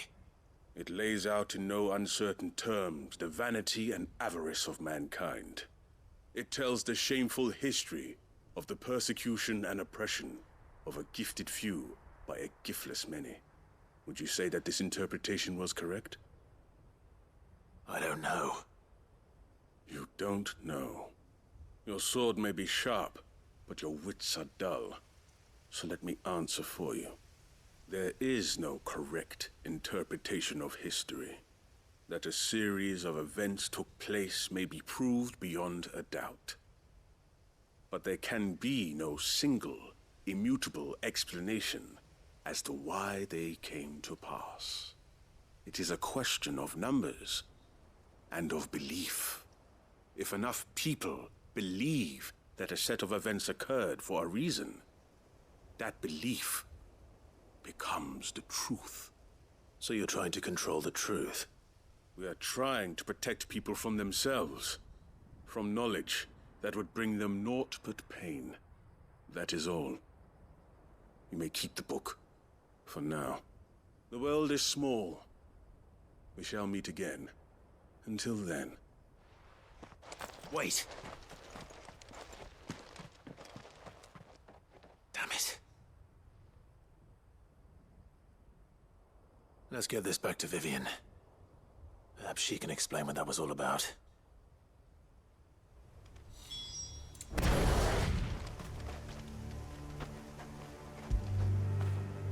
When did you get so big?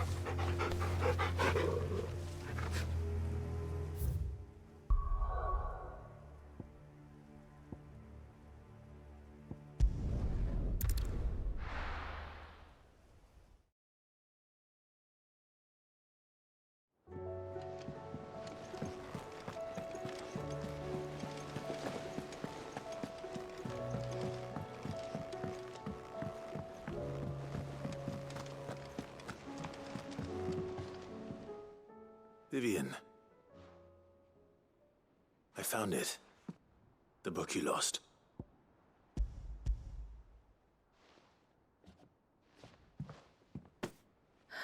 You found it. Thank you, Clive. Even though I asked this of you, I was not entirely sure it would be possible. I feared the executors had seized every copy. I met with one of these executors, and I convinced him to let me keep it. He told me something.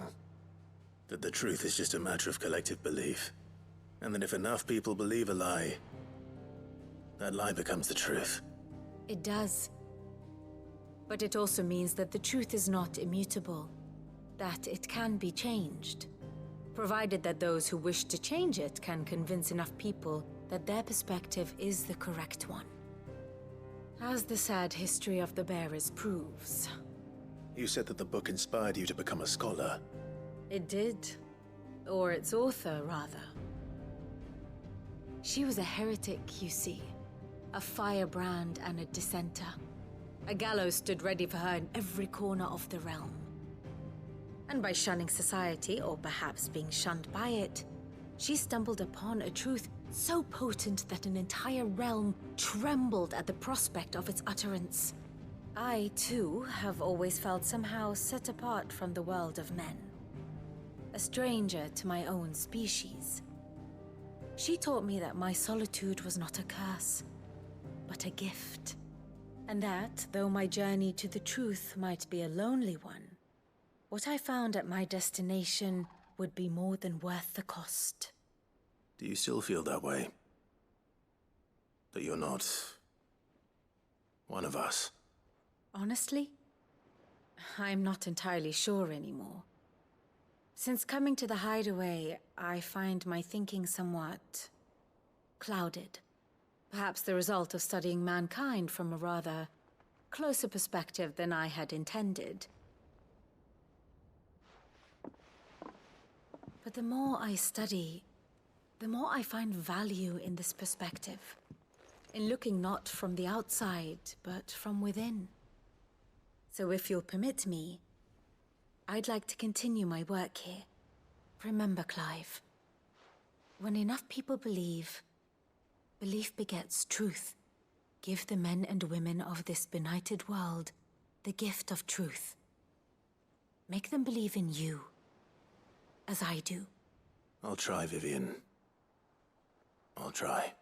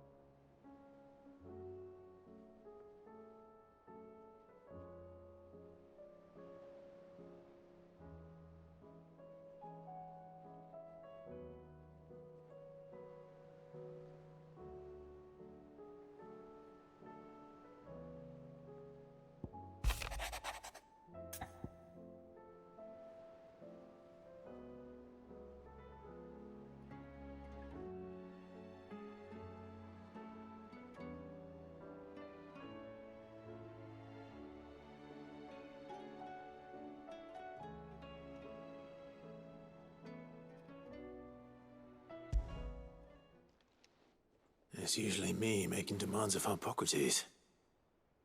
I wonder what this is about.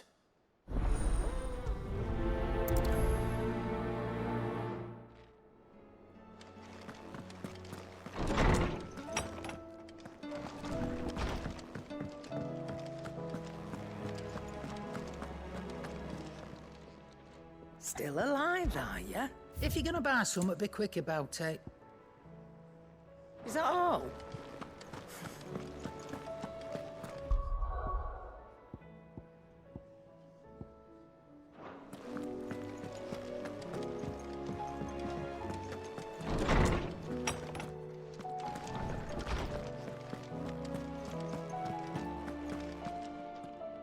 Lawsman Hippocrates. I received your note. Ah, yes. I expect you're wondering what this is all about. You spoke of making amends with Dion, but I can't imagine what for. Then I should begin by telling you that I was once his tutor. This was some years ago, of course, before I joined Cid in his hideaway. At that time, I was counted among the foremost scholars of Oriflamme, and was accordingly invited to the palace to supervise the young prince's education, all to ensure that the future emperor had a firm grounding in, well, everything an emperor should. History, religion, commerce, government. Alas, our time together was cut short when Dion left to join the dragoons, his studies no longer being deemed necessary. I had not expected to meet with him again, least of all here. Have you spoken with him? No, I have yet to find the right moment. His Highness always seems so preoccupied, especially when alone. I would not wish to disturb his ruminations with idle words of greeting. Not when I know he dwells upon the evil Ultima had him commit in the Dominion. The guilt weighs heavily on him, I know. But as you say, that was Ultima's doing. Surely you can't blame yourself. When I first met him, it was not guilt, but his people's expectations that weighed heavily upon him. And I did nothing to ease that burden. He bore it alone, until the day he could not bear it any longer. It is one of my greatest regrets that I only ever offered him my wisdom, when what he truly needed was friendship. The blame for Dion's transgressions lies not only on his shoulders, but on mine. I see. I'm ready to help you in any way that I can. Then I beg that you bring me a wild wyvern tail. Apothecaries across the ages agree that even to glimpse such a flower is to be granted inner solace. Fabulists and fraudsters all, of course. But there is oft a seed of truth to be found where even the most outlandish opinions align. Well, it can't hurt to try. Where can I find this flower? And how will I know it? You have seen cultivated wyvern tails before, I trust. The lily-white blossoms from whose roots the poisonous ink for the brand is distilled. Well, those which grow in the wild differ only in their purple hue. The harsher the environment in which they are raised, the deeper the color. There is a waterfall in Rickmal's roost across the strait, where the flowers once grew in abundance. Whether they still survive there, I know not.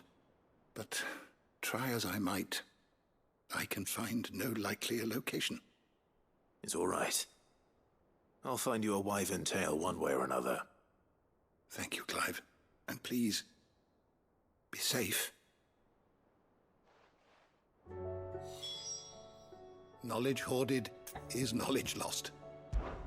Despite scouring the shelves, I have found only one reliable reference to a place where wild wyvern tails are known to have grown. But it is in Waloed, by a waterfall near Rickmal's roost, as I told you. I dare not ask that you undertake such a long and perilous journey on my account, of course, but were you to find yourself in the area? Thank you for indulging an old man.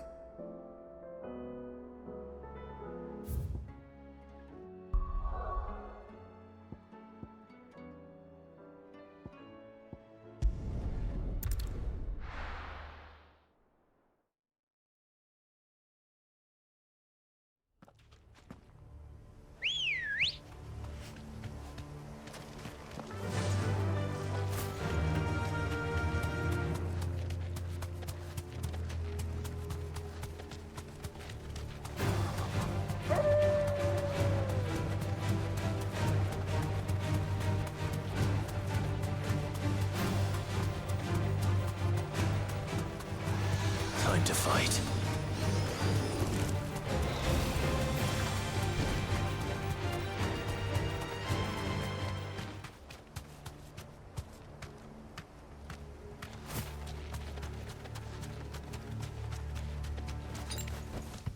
That'll do, girl. Now for it.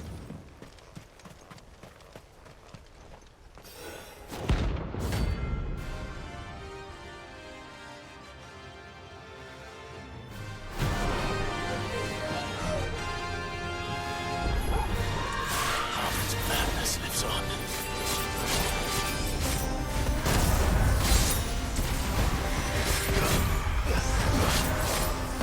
Too slow.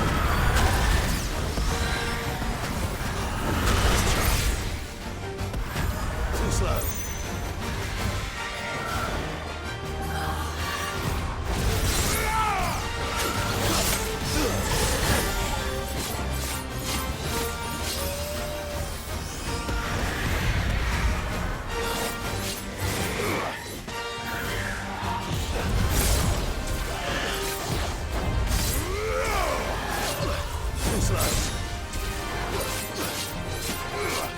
me, boy!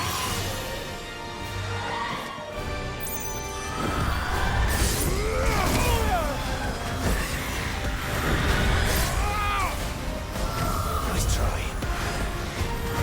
Too slow. Nice try.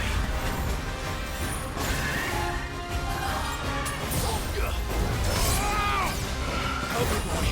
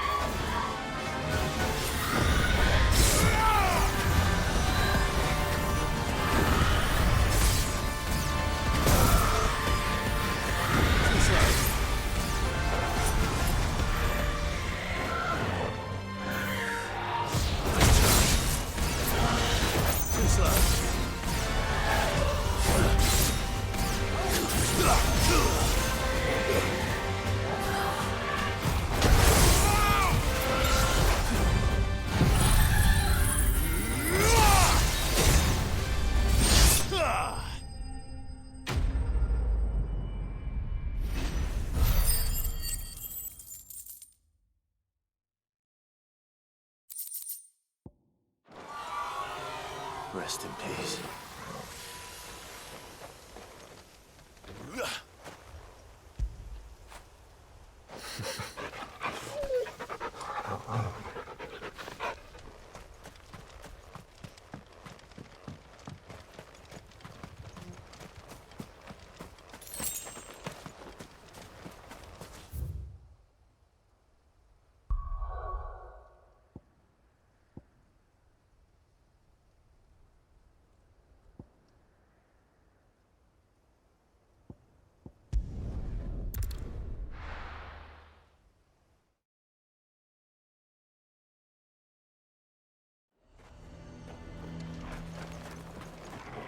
Do you see anything you like? You've a keen eye.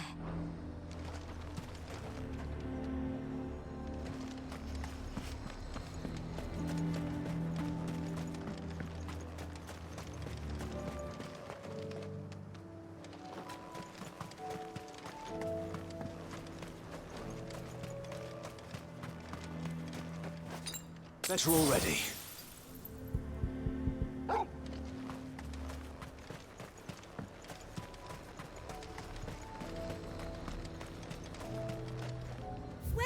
Welcome. An excellent choice.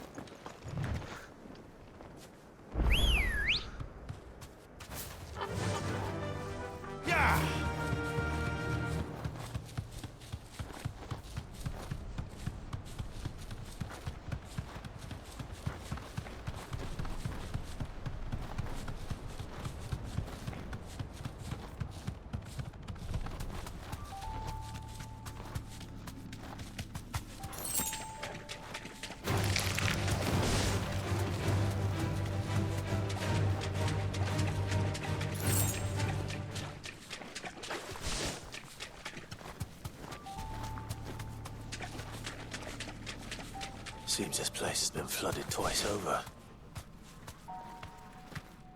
Purple flowers blooming next to a waterfall. Shouldn't be too hard to find.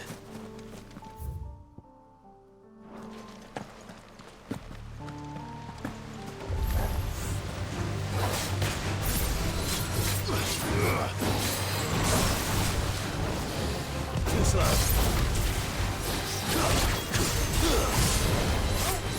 To me, boy. Too slow.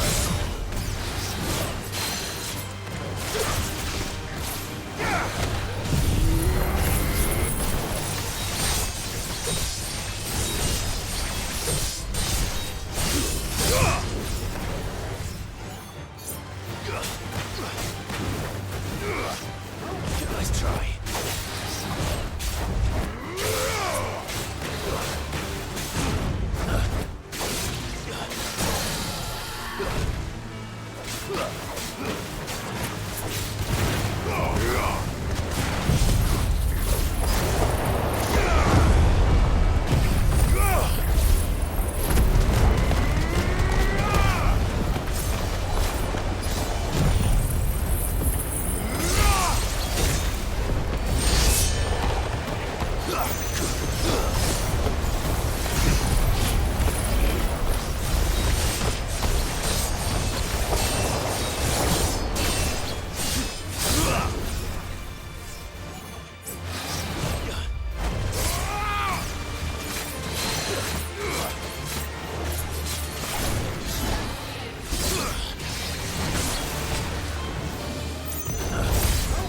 Finished.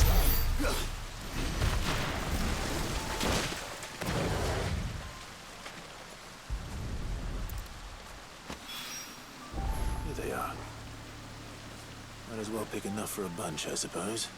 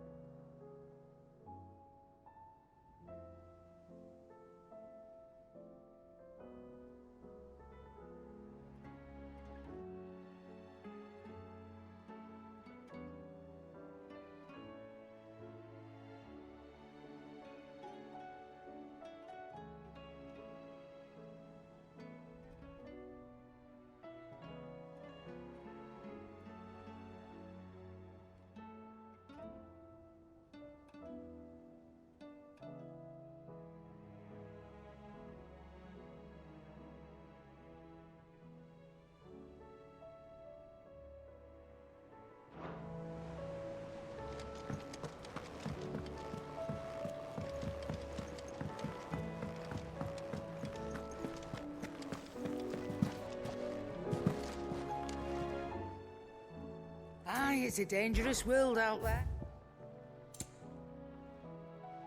Is that all?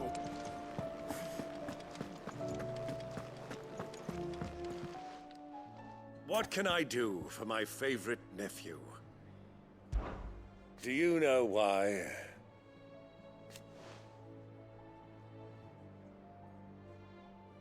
'Twas not 20 summers past.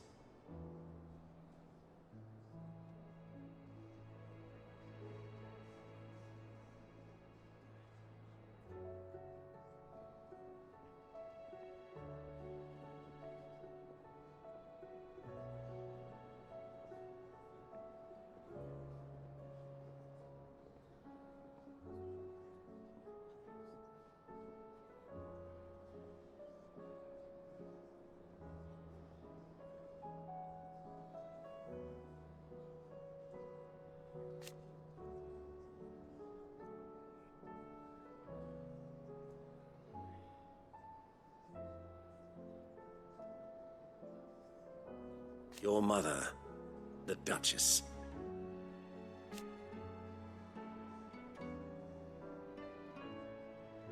But above all... And so you see...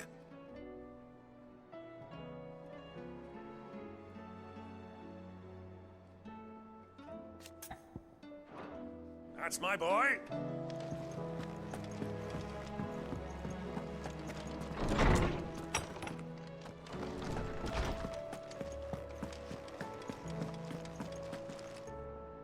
Oarsman, I found the flowers you were looking for. You did? I think I did.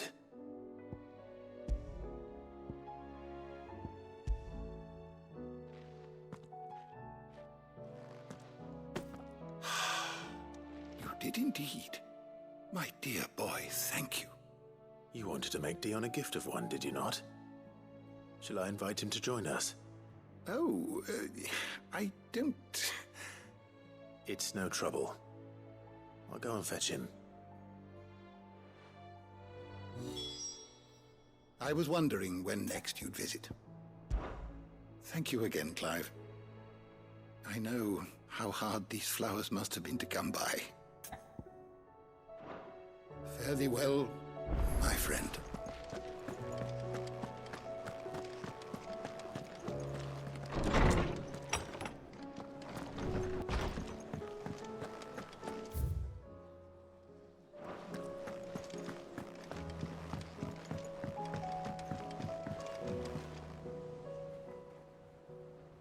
Your Highness, would you do me the honor of accompanying me? No. It is time, then. No. Only to the shelves. Our lawsman has something he'd like to give you. Master Harpocrates? No. I dare not show my face before him. Not after everything I have done. I have taken countless innocent lives. And ruined countless more. All because I was weak. I have sworn to atone for my crimes or die in the attempt. But were I to meet with him again, and see in his eyes what I have become, I fear that my resolve might falter. Then that is all the more reason to do it. Test your resolve. Prove to yourself, and to him, how strong it truly is.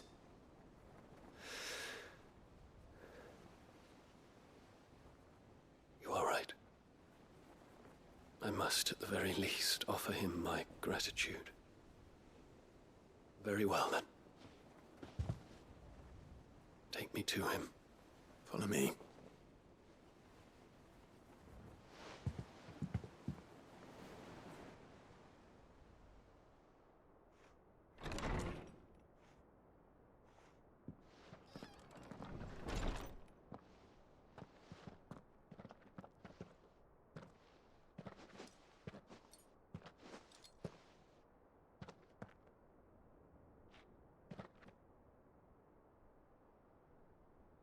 Even now, I hesitate to approach him.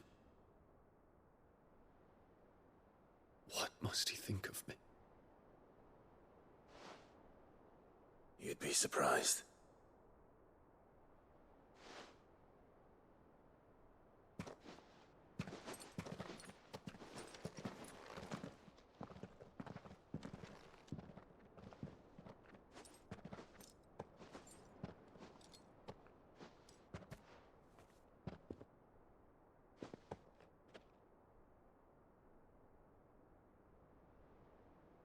Master Harpocrates, pray, accept my apologies for leaving your tutelage before my studies were complete.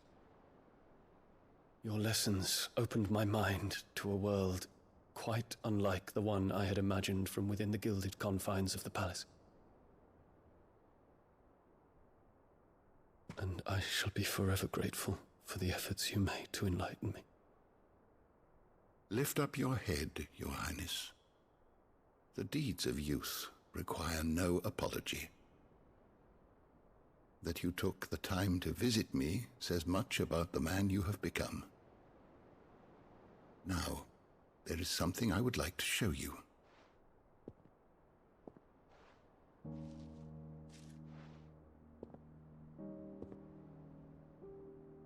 Is that a wyvern tail?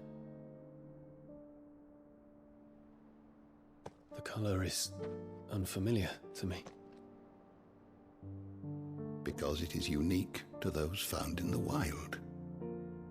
Something in the harsh environments in which they grow lends them this striking hue. Their roots are indistinguishable from those of their hothouse cousins, but once they bloom, the difference is immediately apparent. In this flower, I see you, Your Highness. Its roots were the roots of a wyvern tail, with all that implies. But they do not define it, just as yours do not define you. I want you to have it, that it might remind you of this truth.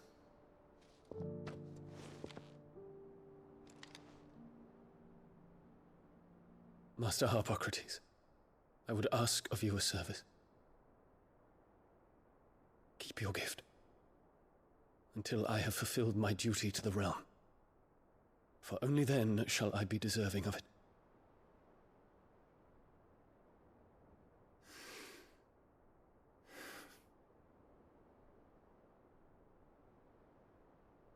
As you wish, Your Highness. I shall await your return.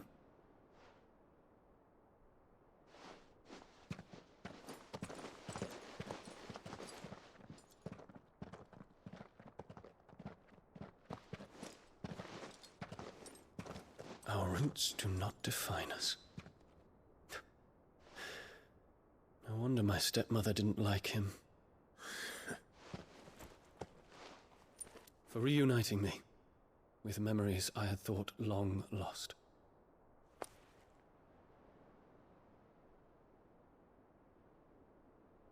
I shall not forget this.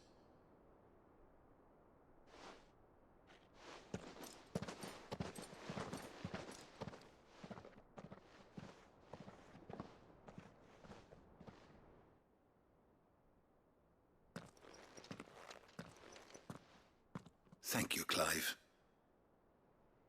Were it not for you, I fear I might never have found the right moment to speak with him. Not to mention the wyvern tales. I shall plant their seeds, that I might not disappoint His Highness upon his return. I hope the soil in the hideaway is to their liking. Why, these flowers bloomed in the bleak, black wastes of Waloed. I'm sure Nigel's yard will suit them to a T.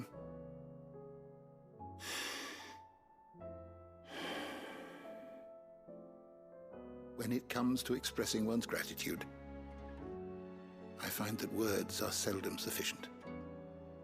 Here. What's this? A stoler's quill. Or more precisely, my stoler's quill. 'Tis said that an owl's feathers are steeped in the wishes it hears over its long lifetime. All those words just waiting to pour out onto the page. So consider this my wish for you.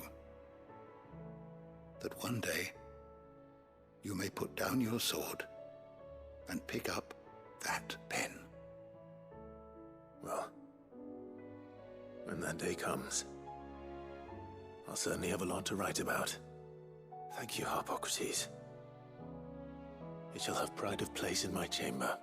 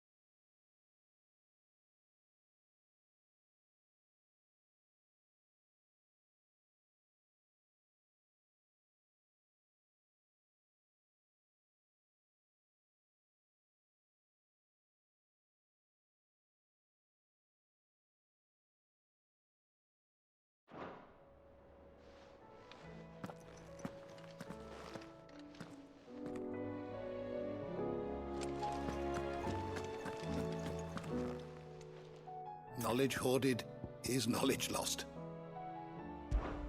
I well recall.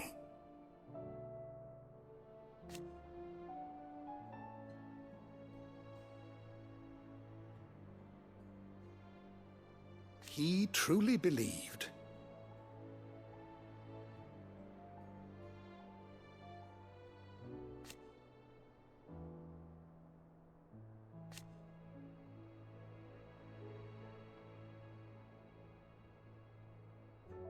It will take forgiveness. From himself. Go safely.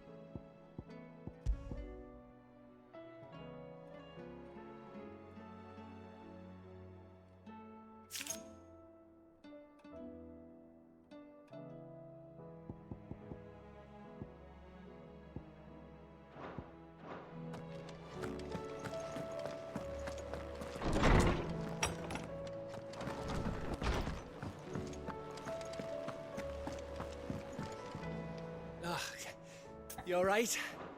You off then?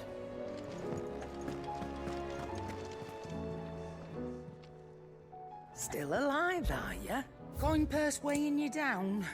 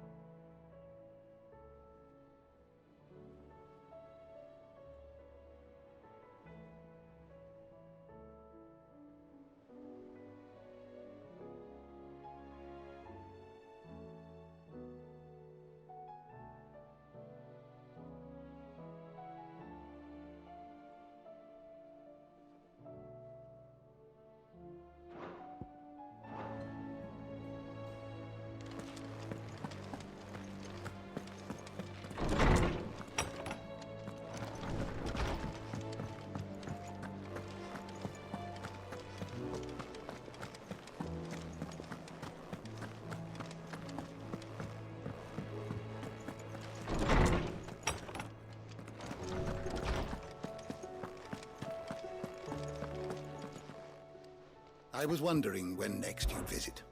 I have a few new notes that might interest you.